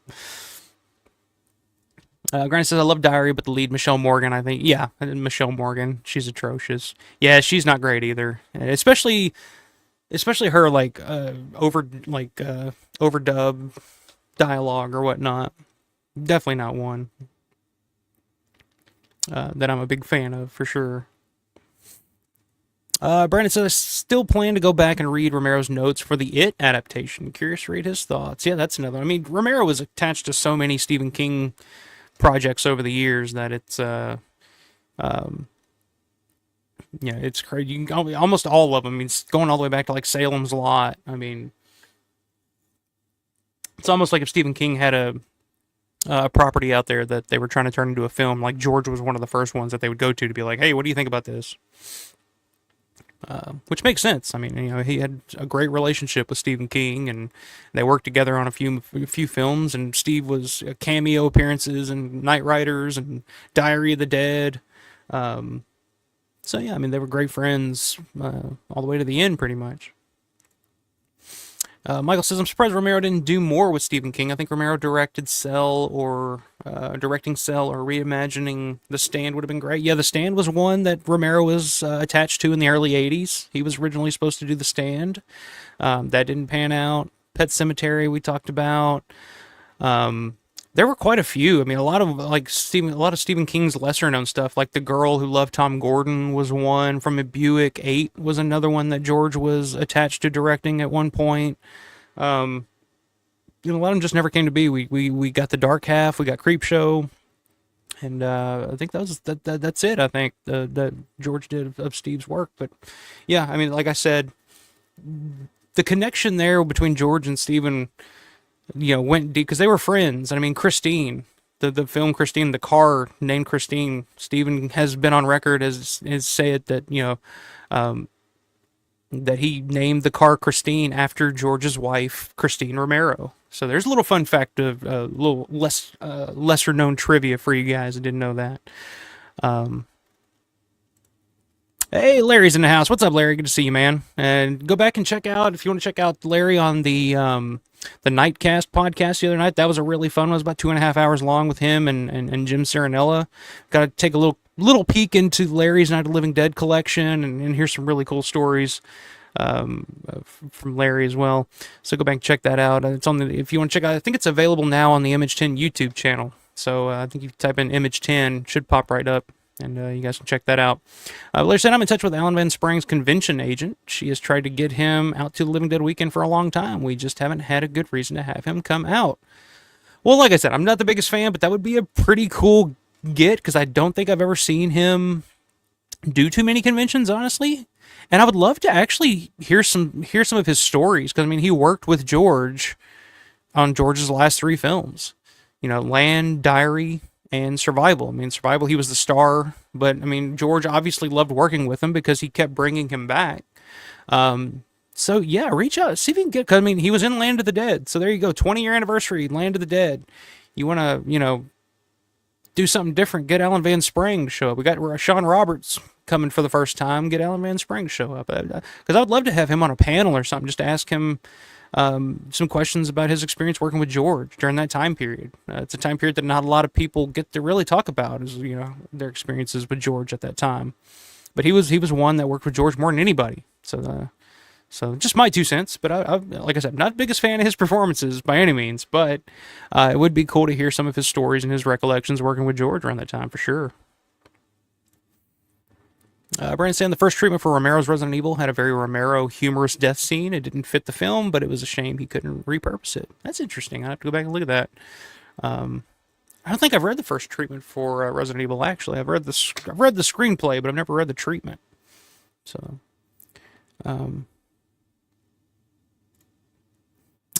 see, Brandon saying he must have been attached to a dozen different King. Yeah, there was a ton. Like I said, I guess there is a reason to have Sprang this year. There is. Land of the Dead, baby. He was there. Which, funny enough, just going back to Larry's question here real quick. Funny enough, like, I've always thought, like, if you take Romero's final 3 films, if you do separate that and make it its own trilogy, and you watch it as Diary to Survival to Land, it makes a ton of sense. And you can kind of follow that character throughout those films. Because he's called Brubaker in Land of the Dead. He doesn't really have a name in Diary, and in Survival he's like Crockett or Sprocket or something like that. Either way, it kind of makes sense. It kind of follows. So if you watch, Diary, Survival, and then Land, the trilogy kind of makes sense because you can kind of follow that character through it, because he dies in Land. He's one of that gets attacked and killed. So I don't know. I've always thought about that, but. Granny says, are you a fan of any Todd Solondz films? My favorite is Palindromes. It's playing in the city next week. I'm so excited.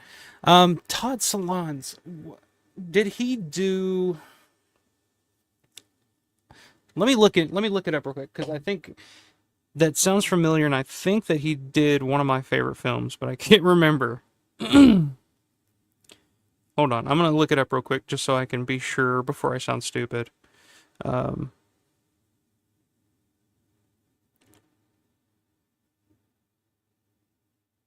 Yes.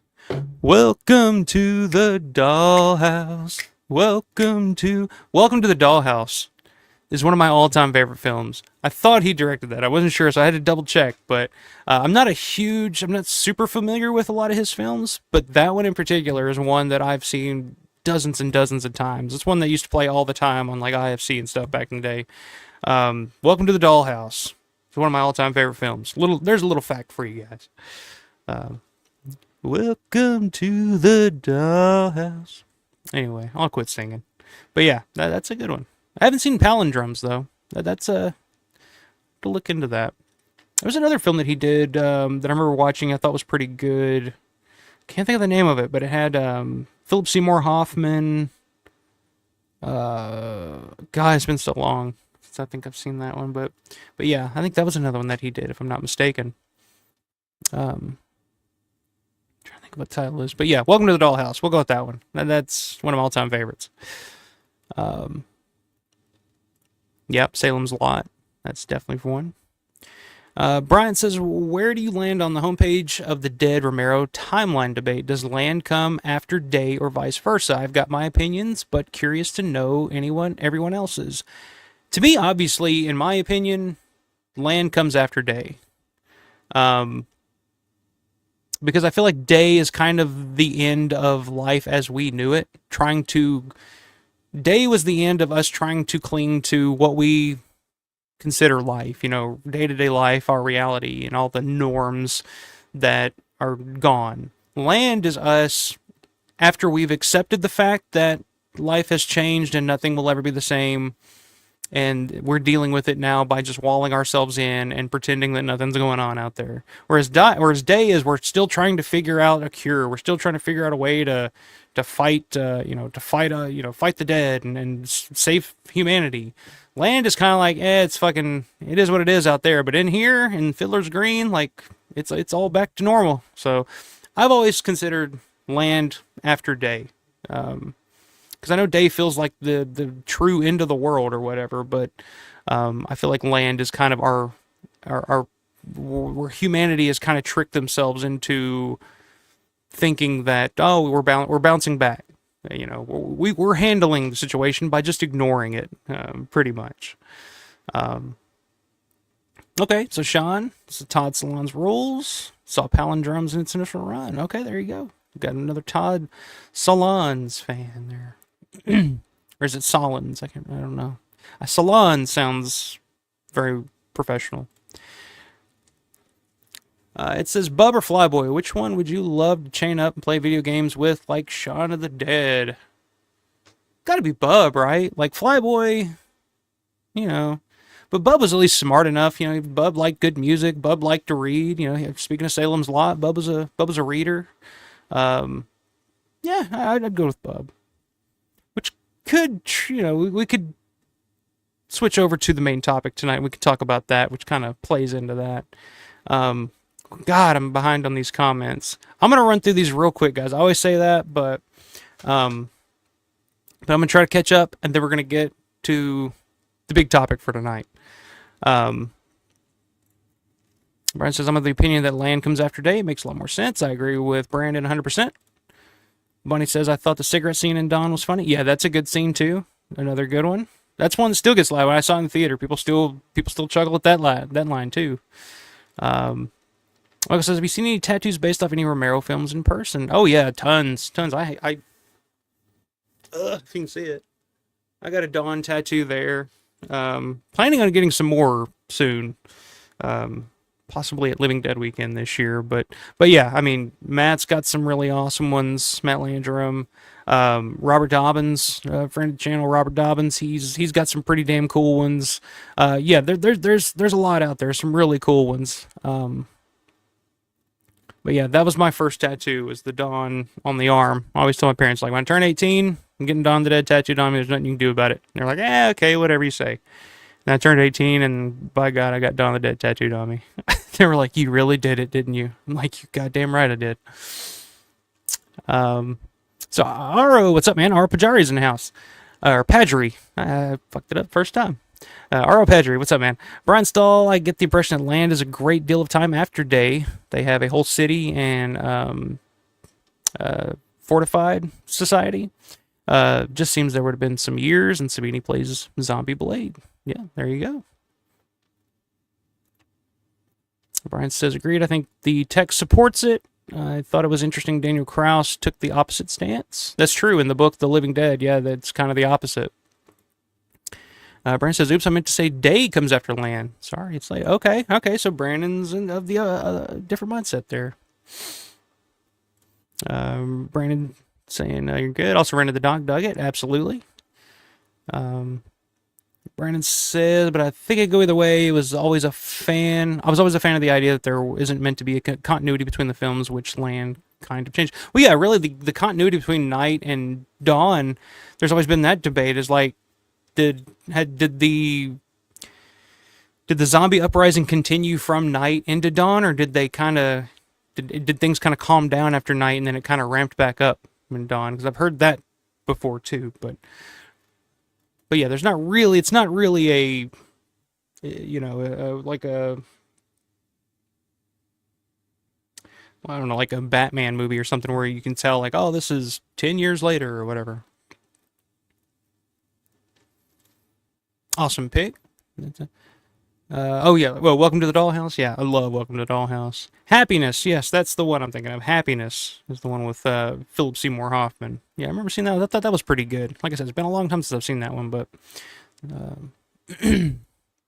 Brian says, I've always taken the stance day is 6 months to a year out, land is 3 to 5 years. That's kind of what I always heard. Where day was kind of, I've always thought of it in threes. Dawn takes place 3 weeks after the initial outbreak from Night, because you hear Dr. Foster say, it's been 3 weeks. What is it going to take? To me, day is 3 years after the outbreak, where everything's fucking gone. And then land is about 5 years or so after that. But I don't know. It's you just make up the timeline in your head, really.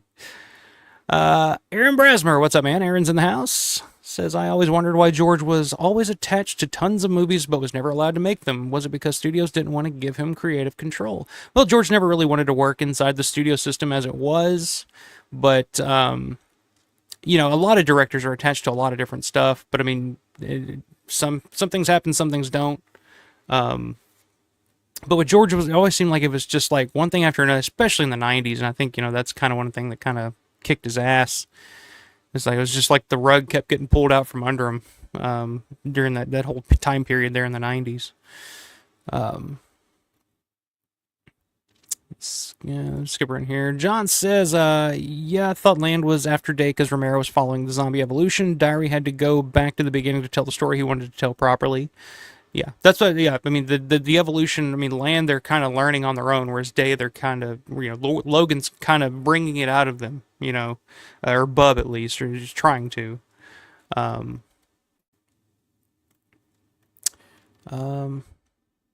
see, we got some back and forth here between Brandon and Aaron.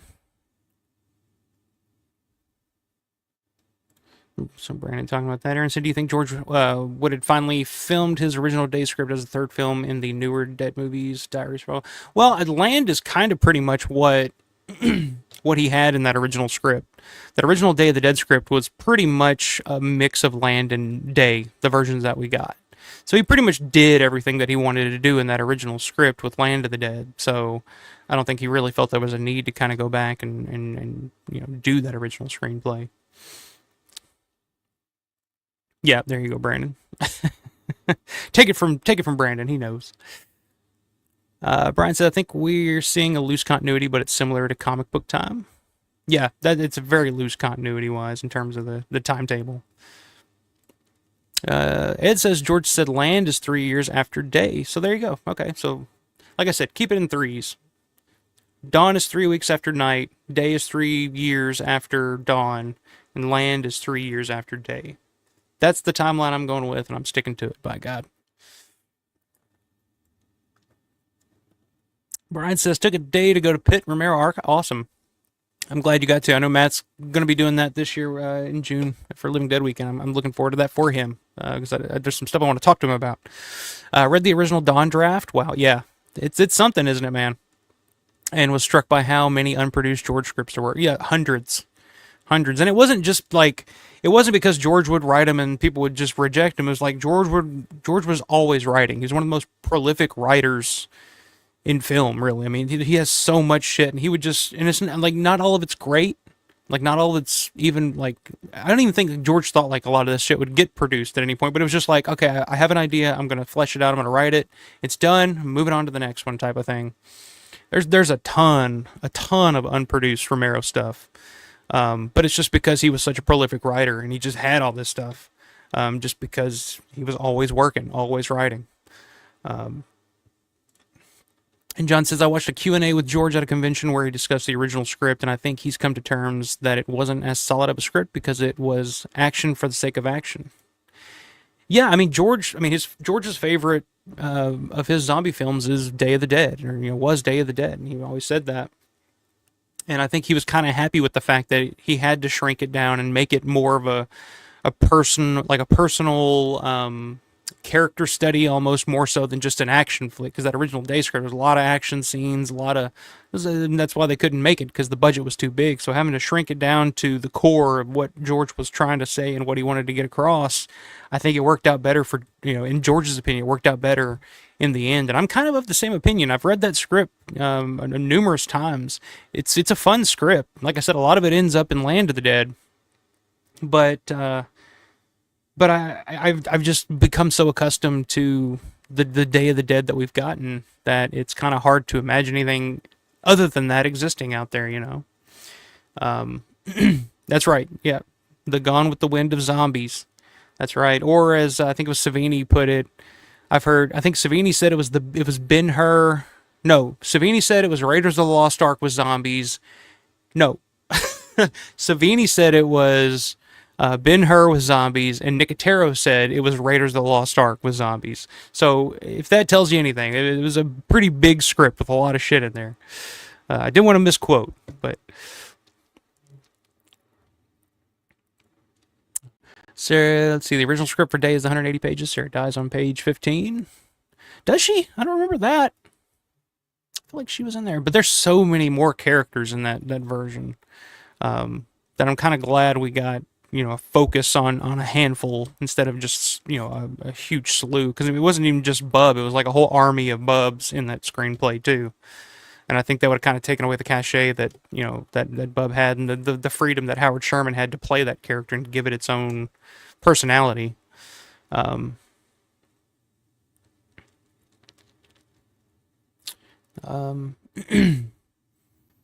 see, John says he also said Day was his favorite because he had such a good time making it, but Lee's book paints a slightly different picture. Yeah, when I read that book, which is back here, The Making of Day of the Dead by Lee Carr, reading that book, yeah, it did sound like there was a lot of turmoil and disagreements between, Mike Gornick and George, Rubenstein and George, bringing in a guy like David Ball to kind of be another producer above to kind of watch over things, which they'd kind of done that with Creepshow, I think, previous to that. But it was just because he was trying to keep everything, which I'll always say, like, George was a great director, but he was not suited for... He was a great indie director, a guerrilla filmmaker. That's what he wanted to do, But if you had a bigger budget means, more money going into setups, and everything has to be more rigidly structured, schedules and all this stuff. He has to stay on schedule, stay under budget, all that good stuff. And George was never good at that. George was never really that good at staying on schedule and staying under budget, which I think was a big reason why, especially after The Dark Half, because that movie was one that went over schedule and went over budget for sure. Especially after that, and especially when that opened and didn't do a ton of business. I think that's why George had a lot of trouble getting stuff made in the 90s after that, is because George had kind of developed a reputation of being a director that could deliver a good product, but could not stay under budget and couldn't stay on schedule. Because I think he had problems like Monkey Shines. Like he had to go back and reshoot, the ending to Monkey Shines, which is, more money, more time, stuff like that. And so yeah, that just. But I mean, again, you look at the crew and a lot of the people that he worked with on Day of the Dead, he stayed friends with until the day he died. Laurie Cardille, John Harrison, Gornick. I mean, all those guys. So who knows? Sean says, I'm planning to go to the Pit Romero Archives this spring and spend a day. Yeah. Highly recommended to anybody that hasn't done that yet to give it a shot and go check it out and just look and see as much as you can, because it feels like an endless treasure trove, let me tell you. Brandon says the one leaked on the internet was one of the versions where he was slimming it down. The original was even bigger than that one. Yeah, I think the first time I read that script was years ago. It was when I was in high school. I think I finally tracked that down and read it during class one day. I remember that very vividly, actually. Brian says, Sean, highly recommend. Ben and his team are great, but give yourself extra time to read. Yeah, I was there for 4 hours and I barely scratched surface. I was like, I'll get there at 8. I'll try to leave at 12 because I was trying to go home that day and drive all the way back here to Indiana. And yeah, I barely scratched the surface on all, but I still felt shook by all the shit that I had seen and read. So, John says, didn't know that about Dark Half. Yeah, Dark Half really went way over budget and over schedule, over schedule. Because they had, again, that was one that they had to go back and reshoot a lot, that ending, because a lot of the shit wasn't working and the test screening didn't go well. So, they wanted to reshoot the effects and stuff and how George Stark dies in the end. Like there was a whole thing. And of course, Orion was going out of business at the time. So that's why the movie was delayed for 2 years. Yeah, Dark Half was not a fun experience for George whatsoever. And, you can tell. Granny says less was more with George. That was the beauty of his work. He could make a lot out of a little. Once he actually got the big budget with Land, it was missing the key elements. The OG3 haven't. Yeah, I think Land was another one that was kind of went over schedule. Or I think George almost worked himself to death to try to keep it from going over schedule and on under budget. But yeah, that's true. And to me, like I said this last week, George works best when it's, small budget and he can take his time, because if he's the editor, he knows what's editing to what. So he can just say, get a shot of fucking everything and I'll figure it out later. I'll put the pieces together later. George works best that way, but you cannot do that when you're working with a studio and working with a budget. You can't do that. You have to stay on schedule, under budget.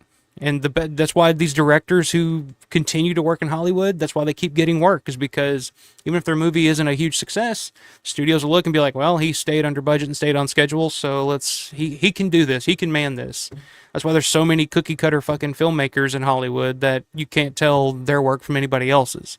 Which is why it's so special when somebody like George or a Kubrick or a Tarantino or somebody comes along that has that vision and can get that done. Yeah, I fully agree. George was at his best, especially at his earlier stuff. Let's see, Brian. I know you need to make an appointment, but is it available? Yeah, it's open to anyone, man. You can. It's open to the public. All you gotta do is, I think you email Ben at the archive, tell him what you want to see, when you want to see it, schedule a time, schedule a day, show up, and it's sitting there waiting for you. They sit you at a desk. You can, they give you a pencil and a piece of paper if you want to make notes, and they're just like, all right, there you go, have fun. And you just go wild. It's pretty surreal. Larry says, think about it. All Romero films after Creepshow made no money. All failed, so they eventually stopped letting him direct. Yeah, I mean, yeah.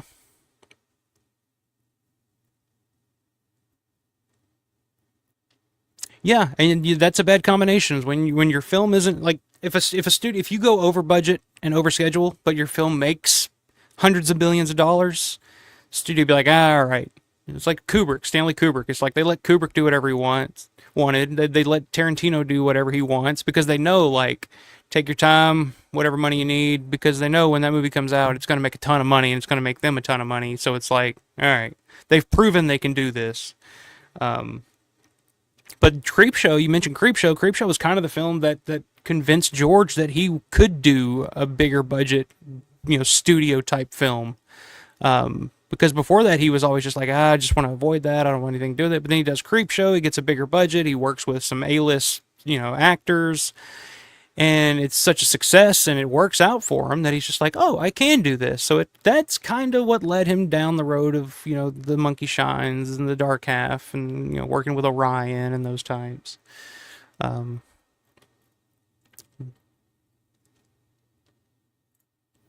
says it's also funny to see Rubenstein and Harrison as executive producers for the Academy Awards nominated Dune 2. Yeah, that's true. Yeah, that is funny. Which that was tonight. I don't know if you guys were watching the Academy Awards. I didn't really give a shit. But John says, Larry, I don't think that's exactly true. Maybe they weren't blockbusters, but Land and Diary made some money. Yeah, they did, especially on home video. That's why Land made so much money on home video, especially. Like, it did okay in the theater, but on home video, DVD sales were awesome, so that's why they gave George money immediately to make Diary, which is why Diary kind of feel like, especially script-wise, it feels very rushed to me. Because they were like, here's $5 million, go make another one of those. Zombies are hot. He's like, all right. So he goes, makes Diary. Diary comes out. It's a big success on home video. Makes a ton of money on DVD sales. They're like, hey, you want to make another one of those? Here's some more money. And at this point, George is like, well, fuck it. Nobody else is giving me money to make anything else. So, yeah, I guess I'll go make another zombie film. So he goes make Survival of the Dead. Survival of the Dead completely flops, and they wouldn't give George a fucking dime to do shit after that, sadly. And I think that really made George bitter about the movie industry and the movie business. It was just like he wanted to do so much more, but it was just like, if your zombie films aren't making money, then you're not capable of anything else. So you're not getting any more money from us, which was bullshit. It's not true. Because there's I don't know. Maybe the stuff that I like wouldn't have made a ton of money, but I think that George creatively would have really shined through. But who's to know? Who's to say? Brian says just open to the public. Yeah, just make an appointment via the pit portal. John says also Red Day made 35 million worldwide, but I don't know if that figure is actually accurate. That sounds about right. I mean, 35 million worldwide sounds about right. And Larry says I'm referring to the 90s after Dark Half until he did Bruiser. Yeah, which Bruiser didn't make a ton of money either. So, but Land did kind of get him back on the map. That was enough of a success that they would keep giving him money to make more after that. Aaron's asking a Romero version of The Mist. I don't remember if he was ever really attached to The Mist. I do like that movie, though. I do like The Mist. But yeah, I don't recall if he was ever attached to that or not.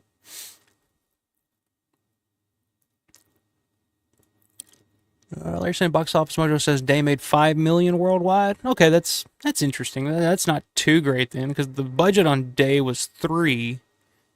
So maybe it made a little bit of money, but no, it didn't knock anybody's... Is this the shit that's supposed to knock our socks off? And John saying, yeah, that makes more sense. I don't know where they got 35 from. Yeah, I don't know. But, I don't know. Anyway, let's talk about the main event for tonight. I'm caught up on the comments finally. You guys are burning it up. Appreciate y'all as always. Y'all are killer. Appreciate all the super chats, guys. That was pretty fucking awesome. I have to come up with some different videos. I think I don't want to burn out poor Flyboy and Peter looting the bank, but so the big deal. Let me get things in order. So coming up here.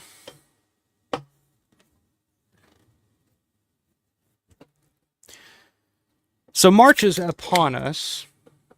And, of course, with March comes March Madness. And I don't know about you guys, but I don't know jack diddly shit about college basketball. But what I do know about is George Romero. And so last year we did a March Madness bracket for everybody following the channel, for Romero fans. Did a bracket and a tournament to decide what is George's best film. And Dawn of the Dead came out the winner. And last year, I gave away the, at the time, the brand new Creepshow Scream Factory Steelbook 4K. And the winner of last year's competition was Brett, 1911 Guitar Dude. It was a lot of fun. It was exciting to do that every day.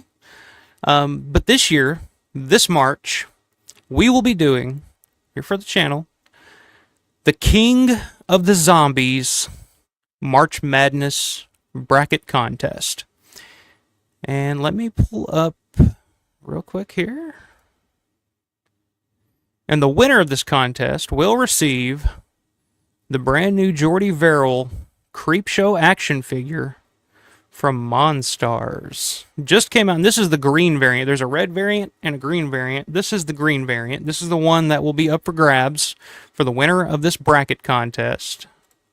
There's a better look there. It's Stephen King. So if you ever meet Stephen King in person, it's the perfect thing to get him signed. But it's, yes, the Jordy Verrill action figure. There's, like I said, they've also released the Fluffy. They've done the Nathan Grantham Father's Day zombie figure. I got that one signed by John Amplis. They got the Galen Ross Ted Danson figures from Something to Tide You Over, and the Creep. And they have one for the Creep. So now we got Stephen King as Jordy Verrill from Monstars. Awesome house. Awesome looking action figure there. But that's what's up for grabs here, guys. This year's contest, the King of the Zombies. And we will break down the first round matchups right about now. Let's get some hype music here. Let's see. Let's see if this will work.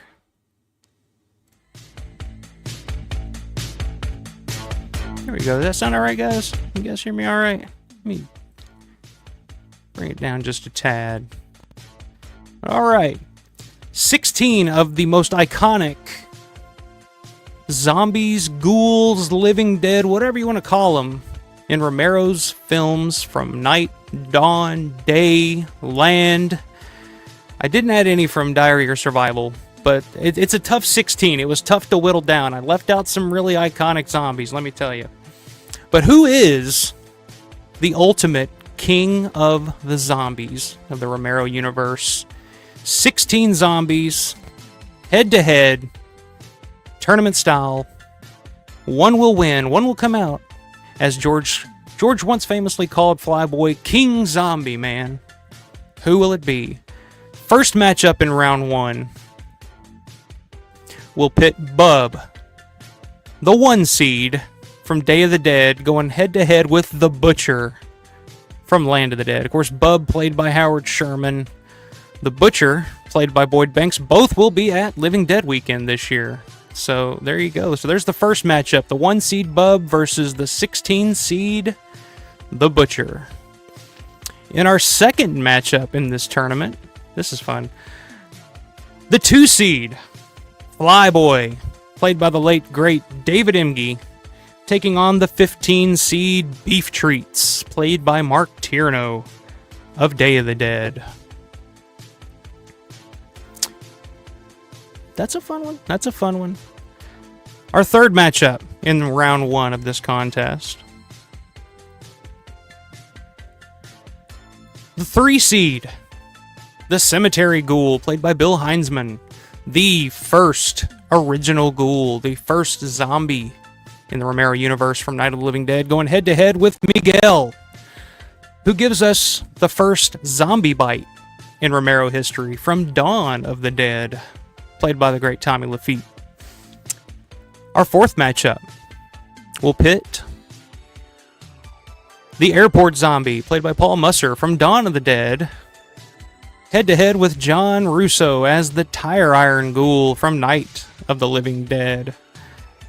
We will go head-to-head there. Interesting, interesting. What are you guys thinking? Who's winning these matchups? Our next matchup, we'll pit Karen Cooper of Night of the Living Dead, who is our 5th seed. She's the number 5 seed in this, going head-to-head with the 12 seed, played by Tom Savini, the returning Blades from Land of the Dead. That'd be a fun matchup in person, wouldn't it? Tom Savini versus Kyra Schoen. I might put some money on Kyra, actually. Our next matchup will pit the 6th seed of Big Daddy, played by Eugene Clark, going head-to-head with the Helicopter Zombie, played by Jim Crut, from Dawn of the Dead. And that is the 11th seed. So there you go. Big Daddy versus the Helicopter Zombie. Our next matchup, this is a fun one. Number 7 seed, Roger, played by Scott Reiniger, going head-to-head with the number 10 seed, Dr. Tongue, from Day of the Dead. This is a fun one. I don't know which way to go on this one, because what an iconic image to open Day of the Dead with than this this zombie here.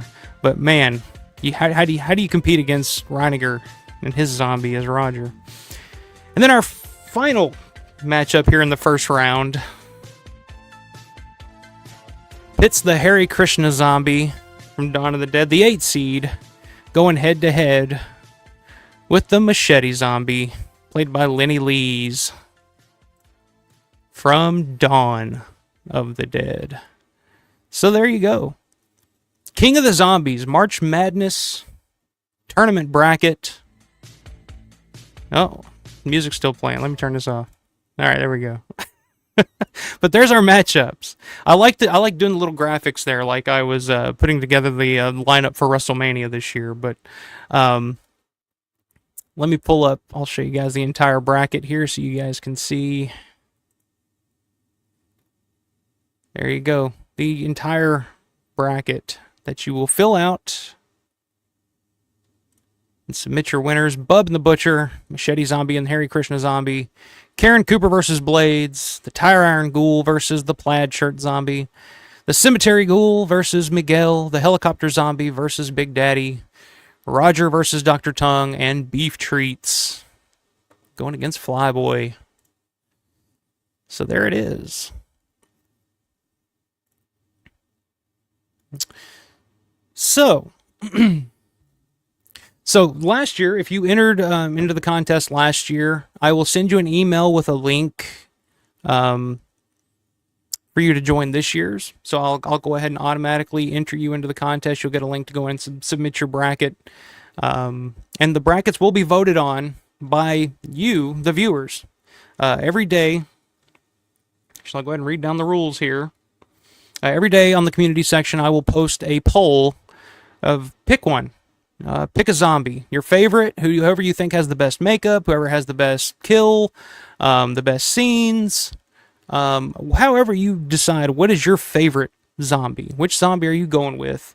You'll be able to vote on it. The matchups will be voted on by you throughout the month of March. Voting will be open for 24 hours for round 1, 48 hours for round 2 and 3, and 1 week for the final round. So the final round matchup will be a full week of voting. So we have a definitive winner. Points will be awarded for correct predictions in each round. Round 1 will win you 2 points. Round 2, 7 points. Round 3, 15. And the final round, the championship round, if you answer it correctly, will get you 25 points. And whoever has the most points at the end of the contest will win the Jordy Verrill action figure. Bonus points will be awarded for underdog picks too. So if you pick, let's say, the 16 seed Butcher to beat Bub in the vote, not only do you advance and you get the 2 points for the round 1 win, but you also get an extra 15 points. So the points will be determined by, the distance between the seeding. So if 16 beats the 1 seed, you get an extra 15 points because there's 15 seeds in there between, if that makes any sense. So it's just a little way to entice people to maybe take some chances on some of the underdog picks out there. So the contest winner will be determined by total points. If the contest ends in a tie, if there are 2 or more people with the same amount of points in the end, we're going to bring out the wheel of Ted Danson, and we will we'll spin it, and the wheel will determine the ultimate winner of the contest. So to enter the contest, I will have a link. I'll put it down in the description below. I'll post it after the stream tonight. I will post it in the community section. There's a link that you will follow. Click the link. Hit join league if this is your first time. Like I said, if you played last year, I will send you the email that you will go directly to, and you can submit your bracket there. If you're playing for the first time, go to the link. The password for the contest is Alpha88. Put in the password, hit Join League, create your account, which you'd have to put in your name and your email address and all the information that I would need. So if you do win, I can contact you and get a hold of you. And then you go in and fill out your bracket, hit submit, and you're entered. You're done. And then all you got to do is vote. Voting starts. So let's see. Let me look at the calendar here. So registration will be open starting tonight. Or I guess tomorrow morning is when the full post will come out. But I'll send out some invites tonight. Let me see what the calendar says. I think it's March 9th. So you have until March the 9th at 11 p.m. Eastern Time to submit your brackets and be entered into the contest. And then starting March 10th is when the voting will begin at 8 a.m. And it'll be a daily vote. So keep an eye out. So each contest, just go, submit your vote, who you choose to win the competition between the two zombies. And then we will continue all throughout the month of March. And it was a lot of fun last year. I got to say, I was surprised by some of the winners, actually. I was very surprised with some of the winners, but it was a lot of fun just for me. I don't have, stake in the game or anything like that, but it's just fun for me to get up and be at work and just kind of watch the voting and just kind of see like, oh, who's beating who. So yes, that's it. King of the Zombies March Madness bracket contest. It's this year's contest. The winner will receive the brand new Jordy Verrill action figure, the green variant, from Monstars. So, what do you guys think about that? What do you guys think about that? Brian says, from what I understood in the 90s, Romero was at least being paid to write a lot of these 90s. Yeah, he made more money in the 90s than he made at any point in his career. So, if that tells you anything. Sean says, Matt Damon was on Hot Ones, the chicken wing show. He said, the loss of video stores has greatly affected the movies that can be made today. The loss of after theatrical run revenue. That's very true. I've heard that quite a bit here lately, actually. Hype. Hell yeah, let's get to it. John said, oh no more day. Yeah, I thought you might like that pick of music there. Granny says, if the Butcher gets 2 votes, I'd be astonished. Well, hey, Boyd Banks, man, the Butcher, the character of the Butcher, that zombie is very important to the story of Land of the Dead, man. He was kind of Big Daddy's number 2. Like, he cut his way through the blockade so they could get to the Fiddler's Green. And Boyd Banks, I mean, he's going to be at Living Dead Weekend, or not Living Dead Weekend, but Weekend of the Dead over in the UK. He may be at Living Dead Weekend, I don't know. But he was also in the Dawn remake, so I mean, the guy has a lot of Romero connections. But and the idea of a butcher zombie is one that had been, which if you've read the original draft of Dawn of the Dead from the early 70s, is an idea that George had always had since that first original treatment for Dawn. There was a butcher zombie in that first version of Dawn, so it's an idea that George has carried with him through all these years. So, but yeah, I kind of agree that's a long shot. That's why he's the 16 seed of all these. So, Blake says, Airport Zombie. I have always called the poster boy. Yeah, I've heard Airport Zombie. I've heard Plaid Shirt Zombie, Poster Zombie. Either way, iconic fucking zombie, an iconic image in general. That's gonna be a good one. Grindy says Karen Cooper is a big dark horse. I agree. Karen Cooper is a badass character in Night, and one of the most chilling kills in horror history. I think the trowel and killing of her mother, like that was some pretty shocking shit back in the day. And Kyra does such a great job in that as a kid, like a kid actor. Is not really an actress, but she's very, very convincing, very good in that role. And Kyra's a great, great person to meet. A fan of horror too. So,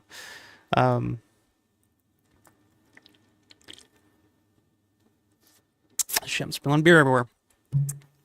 John says John Russo also the first ever Romero ghoul made up, even though he didn't make it into the film that way. That's true. That is true. He's supposed to be the original cemetery ghoul. But I'm really glad that Heinzman, which I think Larry and Cirinello were talking about the other night. God damn. I think I got a hole in the bottom of my mouth. But I'm glad Heinzman because he was the perfect choice for the cemetery to be the first one, because he has to kind of he has to look scary, but he also can't be too made up. Where I think Russo is a little too made up. If you would have seen, like, if Johnny and Barbara would have seen Russo's zombie in the distance walking, they would have said, "What's fucking wrong with that guy? It looks like he came out of a car wreck." Whereas, like, Heinzman just looks like kind of this old guy in a suit, and it's just like, okay, you can kind of believe he may be walking through the cemetery. You don't really know that he's a threat until he's like right up on you, you know. And he just has such an interesting look, and it was perfect the way they chose it. But I do love Russo's tire iron zombie, and you got to think the tire iron ghoul in Night of the Living Dead was really one of the only ghouls to almost get one up on Ben. Like, even Ben with the fucking tire iron, you know, Russo kind of knocks that tire iron out of his hand at one point and almost takes him down, and almost kills Ben before anybody else or any other zombie even gets close to it. So I don't know. Maybe that's a dark horse, because he was going. I forget who he's. I think it's him, and in the first round there, who's he got? Airport zombie. All right, plaid shirt. Yeah, I don't know. That'll be a tough one, but either way. Kenneth's saying 11 and 12 is tough. Yeah.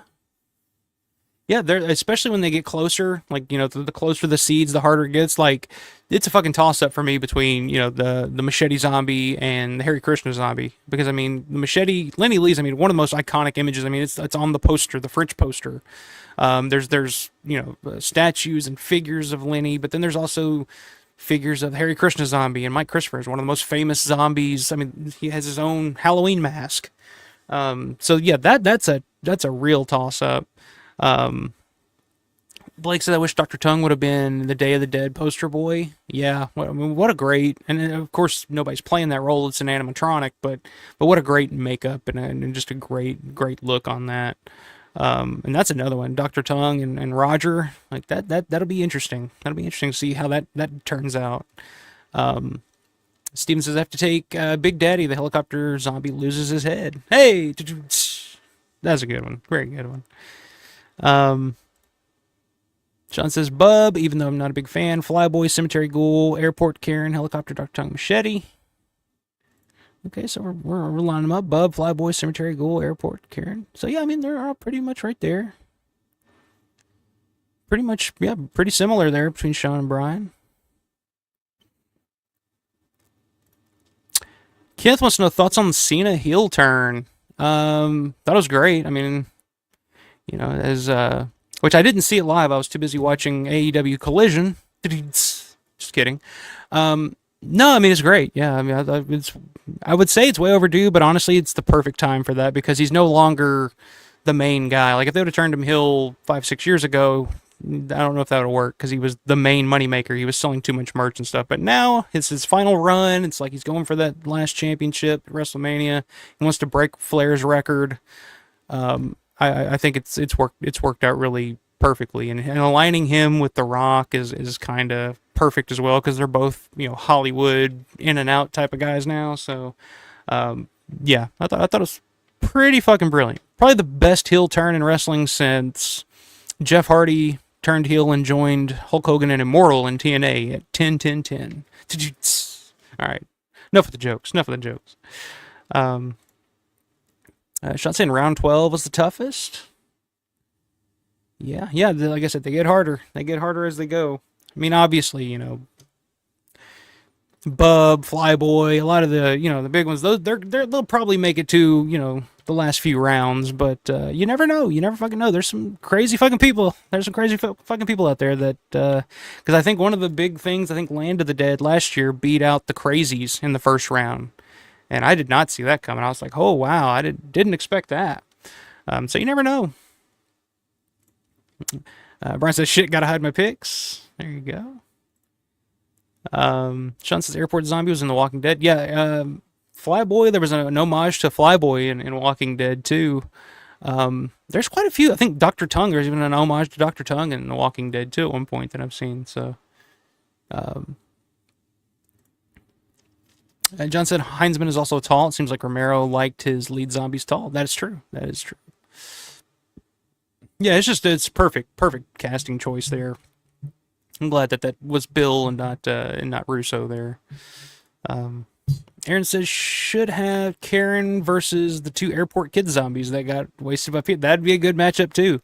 The 2-on-1. Although Karen would have a trowel and the 2 kids at the airport wouldn't have anything else. So I don't know. That'd be a. I don't know if that'd be ethical though to have kids fighting, even if they are zombie kids.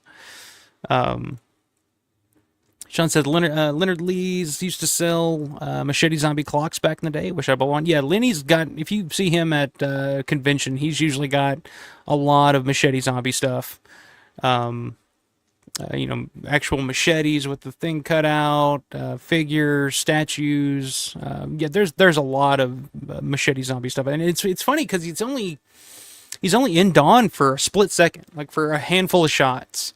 And he dies. It's one of them. It's an iconic fucking kill scene for sure. And not people really didn't see much like that back in the day. That was kind of new to fucking machete somebody in the head like that. The way that they did it.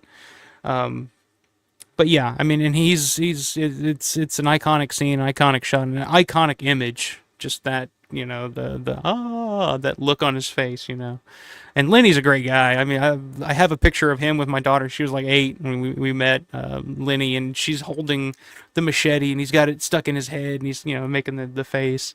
Great guy. If you get a chance to meet him at a convention, that's definitely a go-to.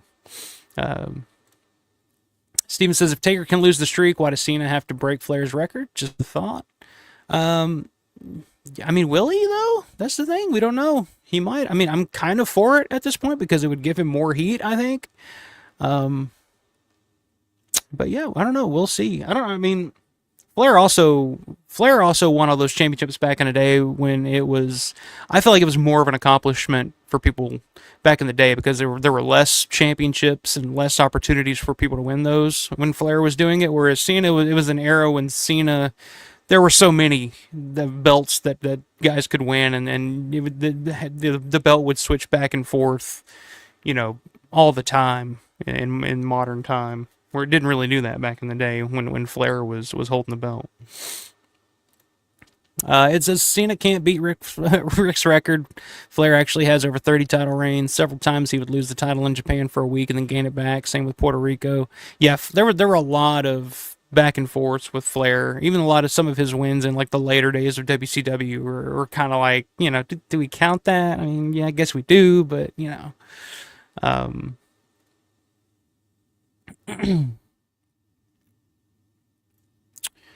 Steven says, I was writing about the WWE version, but I agree with you in principle. What did I miss? Did I misinterpret something here? I don't guess so.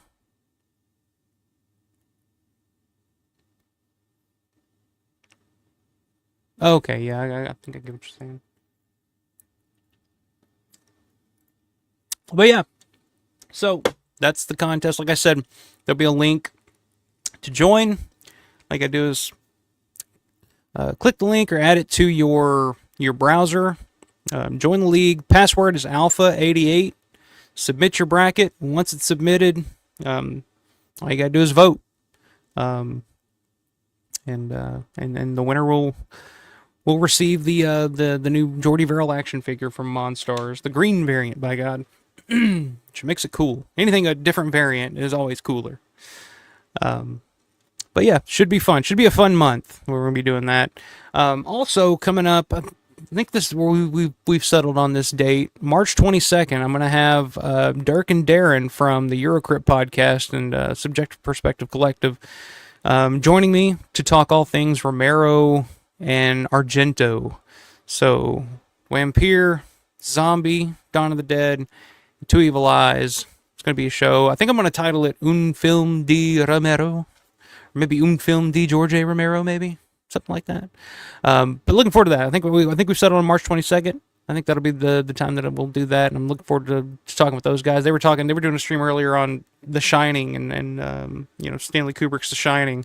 I was listening to that before I hopped on here. And really knowledgeable guys, really, really cool guys to talk to. I did a stream with them few months back on their channel and had a really good time. So I'm looking forward to getting them on there here in the next few weeks. I kind of agree with this, Kenneth. Logan Paul, WWE champ. 2026. I kind of agree with that. I kind of like what he does, actually. I think he's actually really, really good.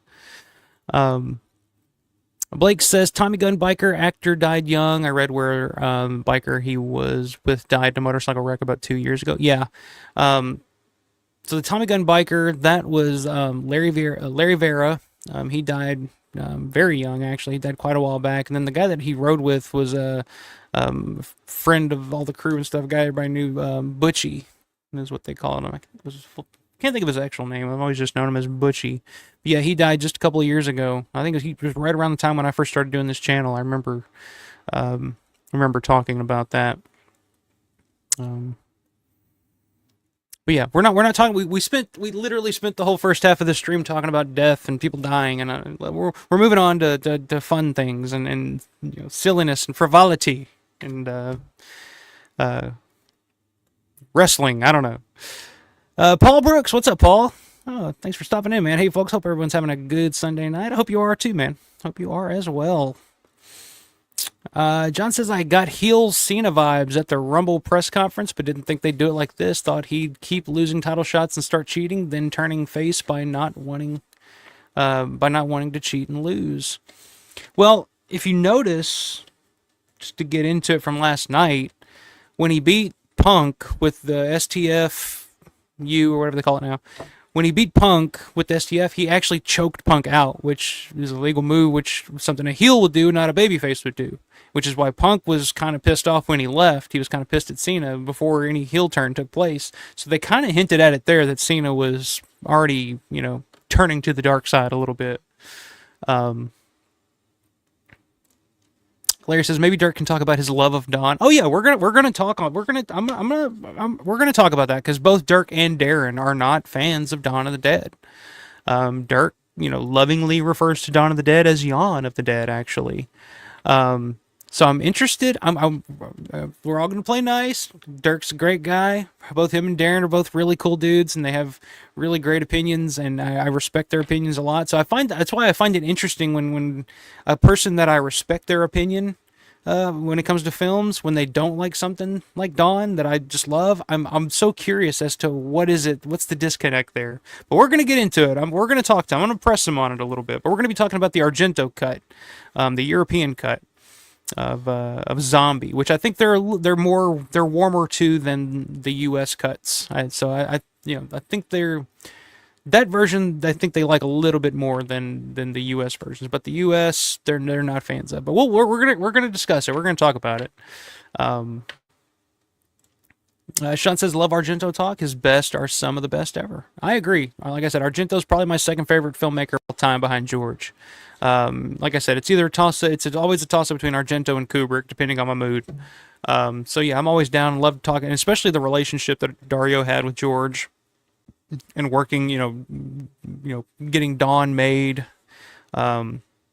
I want to find out more. I'm going to do more research. I want to find out more about the history of Vampire, because I've been fascinated by that for the longest time, and there's just not a lot of information out there. Maybe there is, and maybe it's in Italian. That's why I can't read it, and that's why I don't know. But I'm going to look into it. I'm going to try to find out more information on how that came about, why it was cut the way it was, why they decided to go down that route instead of just releasing George's version of Martin overseas. Instead, they felt the need to recut it and change the dialogue completely, because the subtitles in Vampire it's a completely different film than Martin. And then, of course, talk Two Evil Eyes, which was George and Dario's last collaborative effort, which is a film I'm not the biggest fan of, everybody knows, but I'm interested in talking about it with those guys and kind of getting their opinions on it. It'll be a fun show. It'll be interesting. I'm looking forward to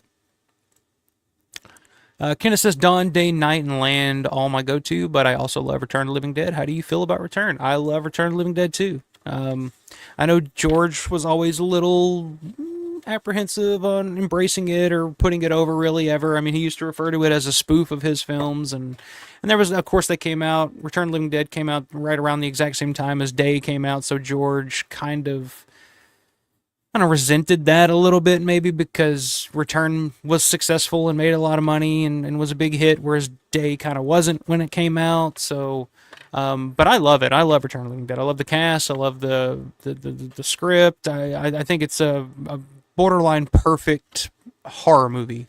It's the perfect Halloween movie for sure. Like that's one I go to every Halloween every year. Is Return of the Living Dead. But yeah. So love me some Return. I even like part 2. I think part 2 is pretty entertaining as well. Larry says Argento cut is the worst version. It's my least favorite. Yeah, I agree. It's my least favorite. I do appreciate it because I do like a couple of the music cues, the Goblin, the use of Goblin in certain places, and I really loved seeing the extra footage for the first time when I first saw that Argento cut. Like some of the extra dialogue between, Peter and Steven and Roger when they're talking about, let's say the lady gets killed. You could be able to chop off her head. Like, I like that. It kind of hits the thing home a little more, kind of saying, like, oh, this is the real threat. It's not... Because, I mean, Flyboy's kind of saying, like, oh, they're so easy to kill. They're so slow. It's like, why don't people just do what has to be done? And Peter has to ring them back in and be like, that's not the problem. The problem is it's the people that are coming back are loved ones. They're people that you care about. Would you be able to kill them if they come back? And that's the question. That's what gets people killed in these movies. It's not the fact that they're overpowering or anything like that. It's just the fact that, like my 4-year-old, like my daughter, if in a zombie apocalypse, if she got bitten and turned into a zombie, I don't think I could. I'd just say, honey, just bite me. Daddy's coming too. Like, come on. Let's just be zombies together. Fuck it. So that's the thing. And I like that little extra there in the Argento cut. John says, I don't think I'll be tuning in because I might end up ripping the rest of my hair out. Well, I mean, I think it's going to make for an interesting conversation because, like I said, they're very knowledgeable, very smart guys, and I respect their opinions on a lot of their opinions of films. But that's one that I've always been just like, really, like I don't understand. So we're gonna touch on it. We're gonna touch on it. Larry's gonna skip that episode too. Well, there are certain questions in life that we must get to the bottom of, and why Derek is and Darren are not big fans of Dawn is one that I'm desperately wanting to get to the bottom of, and we're gonna have them on this channel. By God, like I was in their territory last time talking about, I think we were talking about Zombie 3, Living Dead at Manchester Morgue, and 20 Days Later.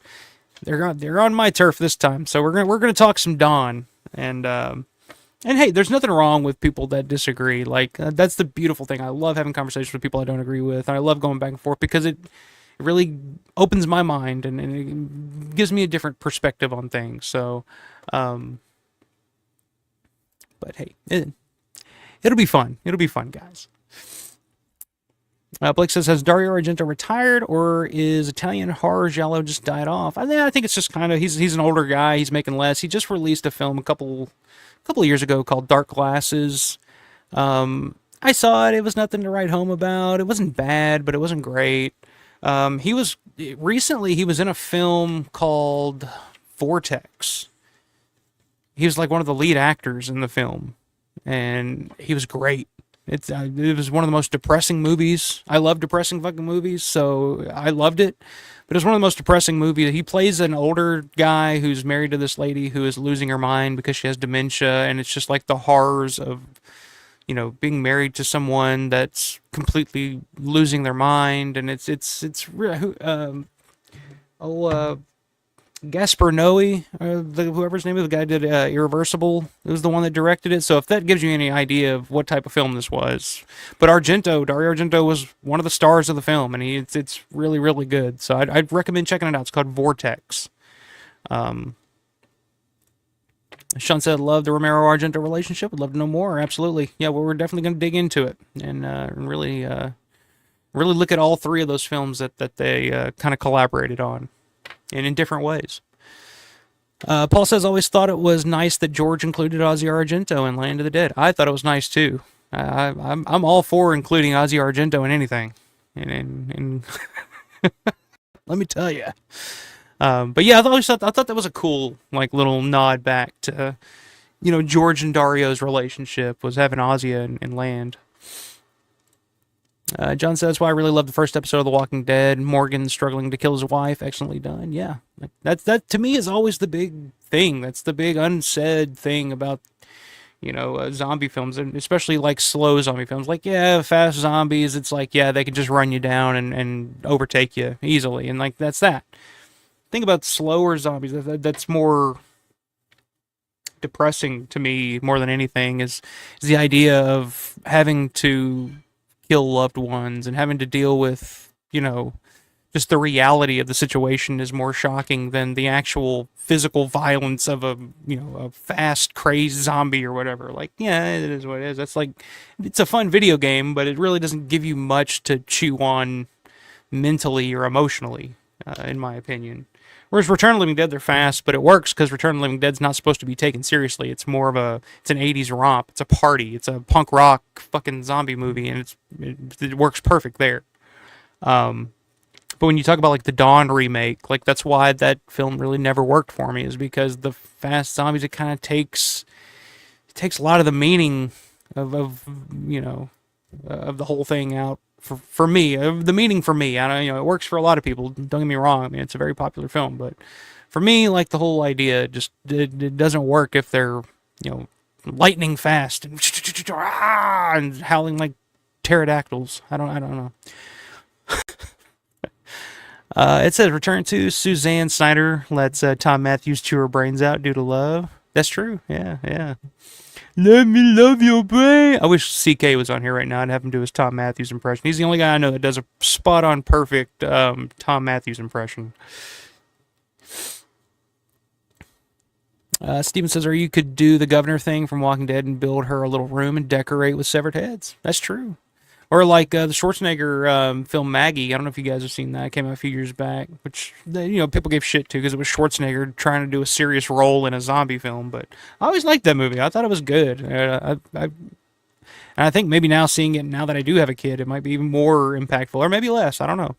But that's what I need to go back and watch again. R says, Morgan in The Walking Dead is a superb actor. Lenny James, a fellow Brit. He shares my love of Tottenham Hotspur Football Club. Great bloke. That may be the most English phrase, like sentence that I've ever read here on the channel. So I appreciate it, Aro. Shares my love of Tottenham Hotspur Football Club. Great bloke. Love it. Always glad to have you in here, Aro. Sean says, Dark Glass was okay, nothing special. Yeah, pretty much my thoughts on it. Kenneth says, Romero rules off for me, but I tend to cycle through all zombie films at random. 28 days and weeks recently. Are you excited for 28 years later? I am. That's probably that's what I'm looking forward to the most. I love 28 days later. 28 weeks later I thought was pretty good too. It didn't move me quite as much as the original 28 days later did. That was one of my all-time favorite movies, honestly. Hit me at the perfect age and came out, and I was blown away. So, I mean, all these years later, doing another one 28 years later, do I expect it to change the world or anything like that? No, I don't think it's going to blow anybody away. It's not going to break any new ground. It may, I don't know, but I don't expect it to. But I'll see it. I'm looking forward to checking it out and seeing where they go with it and seeing what they do with it. And I'll be honest, I'll give an honest take on it. It's an off-topic, but on YouTube is a movie called Glitz with Marky Post and Jimmy Smits. Ken Foray comes in halfway and steals the movie. Okay. Never heard of it. But yeah, Ken did a lot, man. Ken's in a lot of stuff. Which he's kind of the one actor from Dawn that continued acting after the fact. Had a great career after Dawn. Always worked. John says, you're right about fast zombies. To me, it completely misses the point. I don't even think of Return as fast zombies because I'm not even paying attention to it. It's the party and the comedy aspects of it. I agree. That's pretty spot on. Like the fast aspect doesn't bother me because I don't really notice it because it's another aspect to the entirety of the movie. Like the shit that's going on inside the mortuary or wherever they're at. And the two guys that are, no blood pressure, no pulse.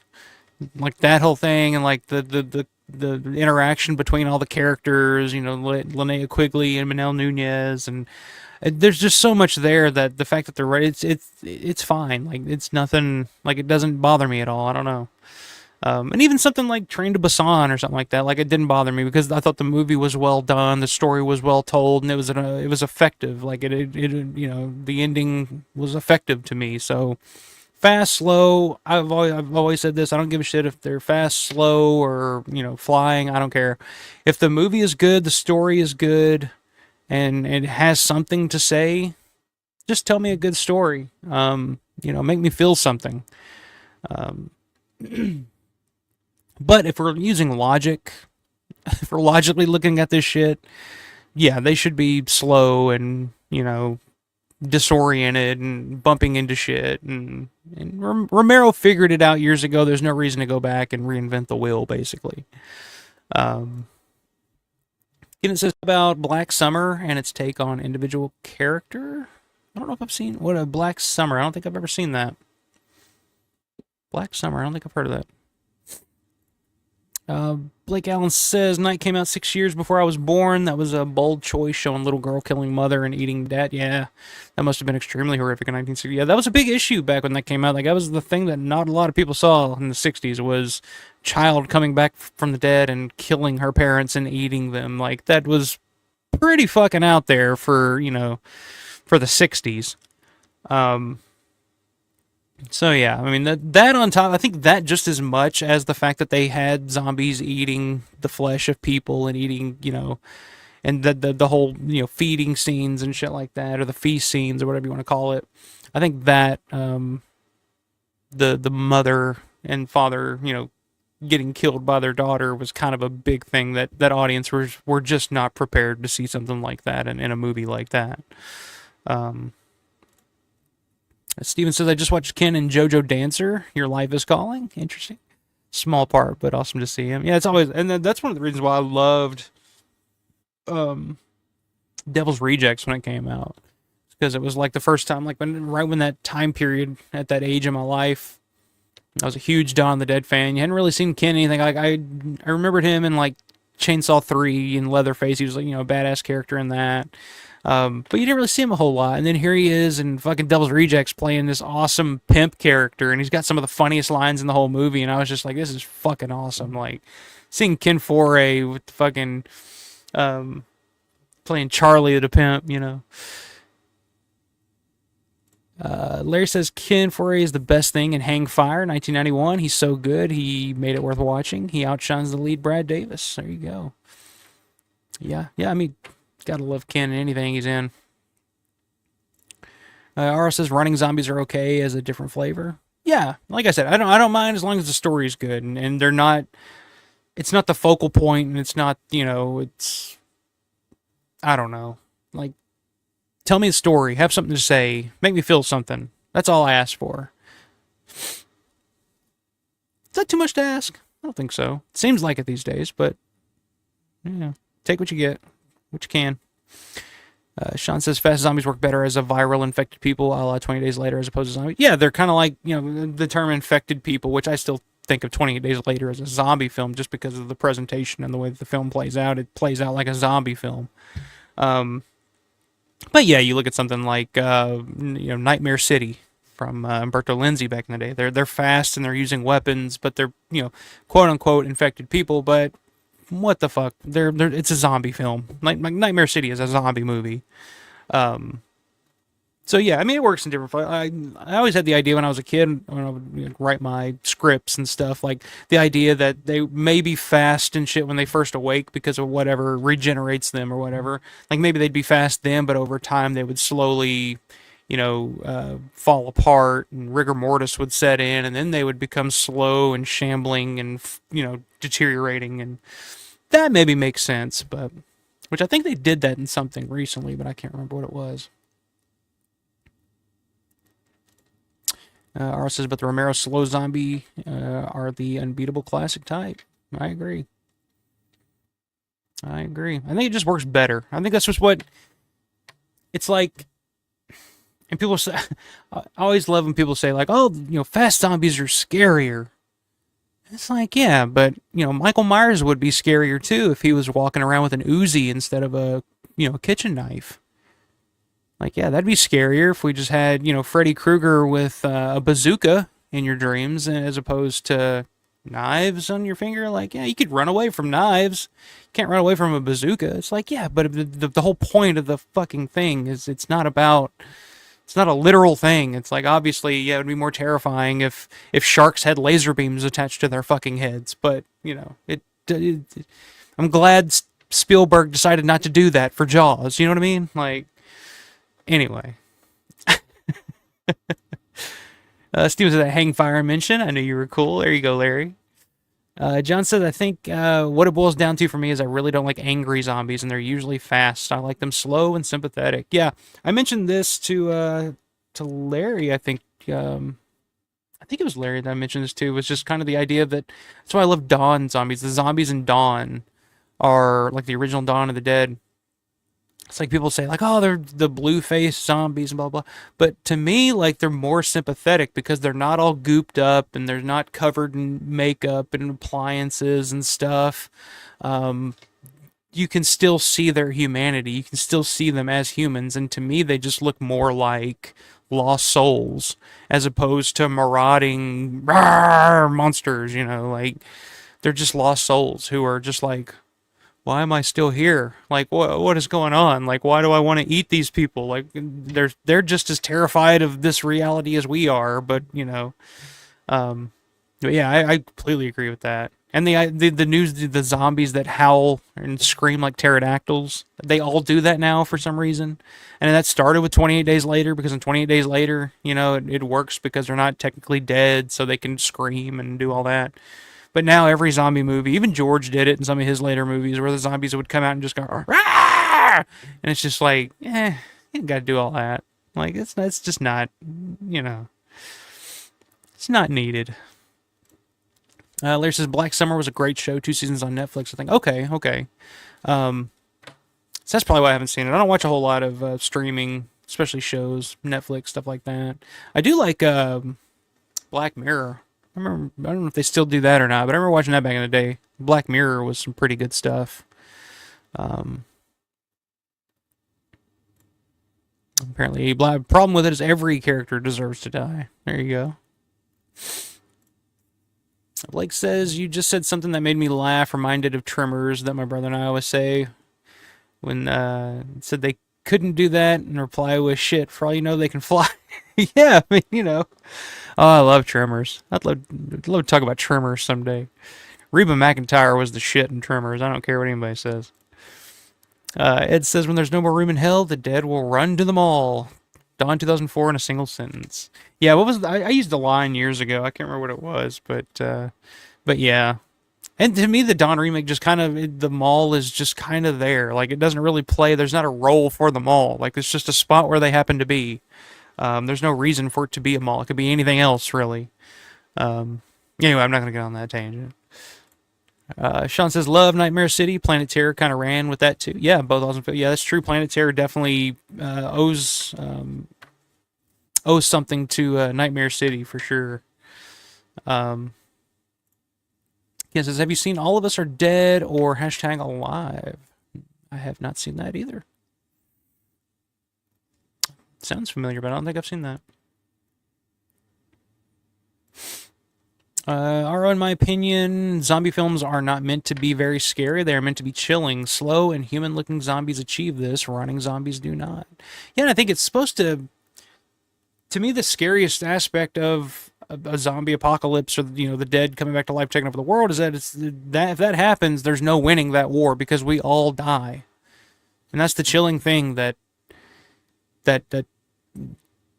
people really don't take into account. Is like, you don't win. You don't win this war. Everybody dies, even if you kill every zombie on Earth, and you're the last one standing. As soon as you die, you come back as a zombie, and they win. That's always more interesting to me than just being chased by something. Like, I don't know. It's more of a deeper, primal fear, I guess, as opposed to an instinctual, like, got to get away type of fear. You know, that's always more interesting to me than, you know, like a slasher where you're being chased by a guy with a knife. Or even in those, the guy that's chasing you with a knife is usually walking slowly and lurking, and that's why I love the original Halloween. It's like Michael Myers is not, he's just lurking in the shadows, watching you through the windows and the doors. You never know where he's like the wind. He's everywhere. That's more interesting to me than, and I love Friday 13th, but it's more interesting to me than like a Jason, like some of the later Friday 13th where it's just Jason everywhere, just hacking people up left and right. Like, it's fun. I love those movies. I grew up on those movies, but that's why the original Halloween stands out to me. I love that aspect more so than, whereas evil is everywhere and you never know when it'll strike. And that's fucking scarier to me than, crazy zombie guy with a hockey mask coming after you. I don't know, but maybe when I was a kid, maybe the zombie hockey mask guys, it was more scary, but,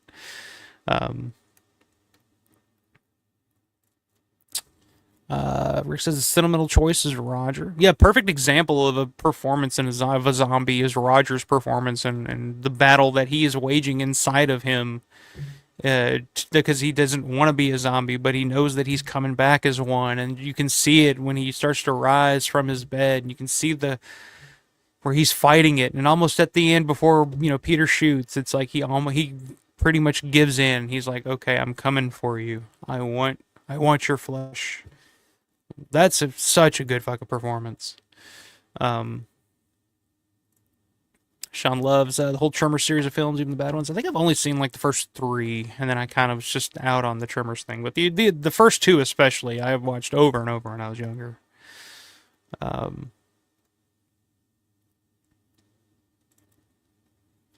says, I'm waiting for the new season of All of Us Are Dead. I love. Okay, so that's another show, I guess, on probably like a Netflix or something like that. Okay. Yeah, I'm. That's one thing about me, guy. I'm really out of the loop on newer stuff, so you have to bear with me. Rick says, I always thought the Hare Krishna zombie was a bit too creepy. Yeah. I mean, I could see that. I always kind of got a kick out of it just because of what it was and kind of the dress, but there is something, very, very creepy about just the bald and, that's a good call. Walking Dead's take on death won me over. You die and you are a zombie, regardless of your actions. Death equals zombies. Well, yeah, I mean, that's the Romero take on it. It's like, if you die, you come back. Whether you're bitten or you get shot in the chest, the only thing that won't, that you won't come back from is if you shoot yourself in the head. But other than that, if you die, you come back. Sean says, all slow-moving zombies give you a chance of survival. It's more relatable. Fast-moving zombies end you quickly. No fun in even trying. That's a good point. Aaron says, Fast Zombies is as bad as the vegan bub in 2000. Oh, yeah. I forgot all about the fucking vegan bub in the 2008 Day of the Dead. Yeah. That movie is complete dog shit, but it's somewhat entertaining in a bad way. But I love bad entertaining movies, so but it's pretty fucking bad. Arl says, your response reminds me of Invasion of the Body Snatchers. You can't win because at some point you have to sleep, and they get you when you sleep. Chilled me to death. I agree with every word you said. Yeah, that's true. Very cool. Yeah, I mean that's kind of the constant thing with with zombie movies to me, is that you cannot win the war. You cannot win the war because nobody lives forever. We all die, and in a zombie apocalypse, we all die and we all come back. Which I guess, unless, as we were just touching on a second ago, unless you decide that you've killed all the zombies and all the zombies are gone, you're the last man standing on Earth, and you're standing on this island all by yourself, and there's nobody else left, and you decide to just shoot yourself in the head, and then nobody survives, and there's nothing left. And that's maybe even a darker, sadder fucking ending than than coming back as the last zombie. I don't know.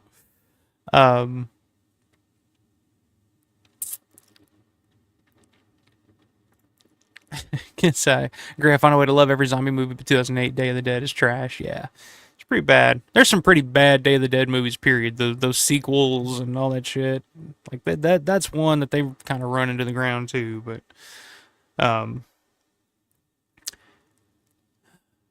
Hey, look who showed up just in time. I was just about to wrap this up, man. I'm glad you popped in. Johnny Latham. What's up, Johnny? Yo, dude, it's 5:45. I woke up. Well, I'm glad you made it, man. Just in time to say goodnight, because it's about bedtime for me. I got to work in the morning. And let's see what come here. Steven says, you see a ghost, you cut the motherfucker. Don't, yeah. It's a good quote. But yeah, appreciate it, guys.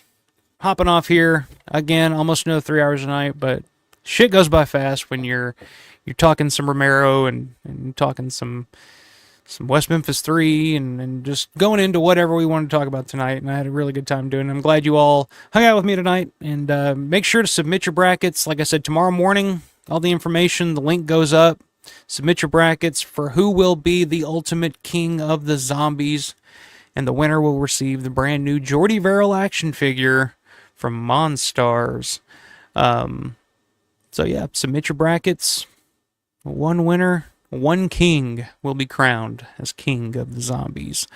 So yeah, registration goes live tomorrow. Check out shop.alfaromero.store as always. Like the video, subscribe to the channel, notifications bell so you never miss a live stream, never miss a video. I believe that's about all that I have to hawk here at the end of this stream.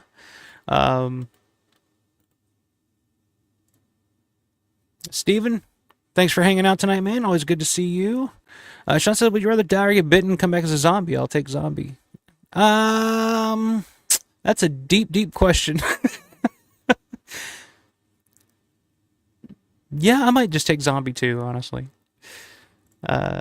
Johnny, I'm doing good, man, but ready for a smoke break. Ready to hit the... I probably won't go to bed for another hour or so, to be honest with you. Usually after I do these streams, I'm a little wired and I got to settle back down, so...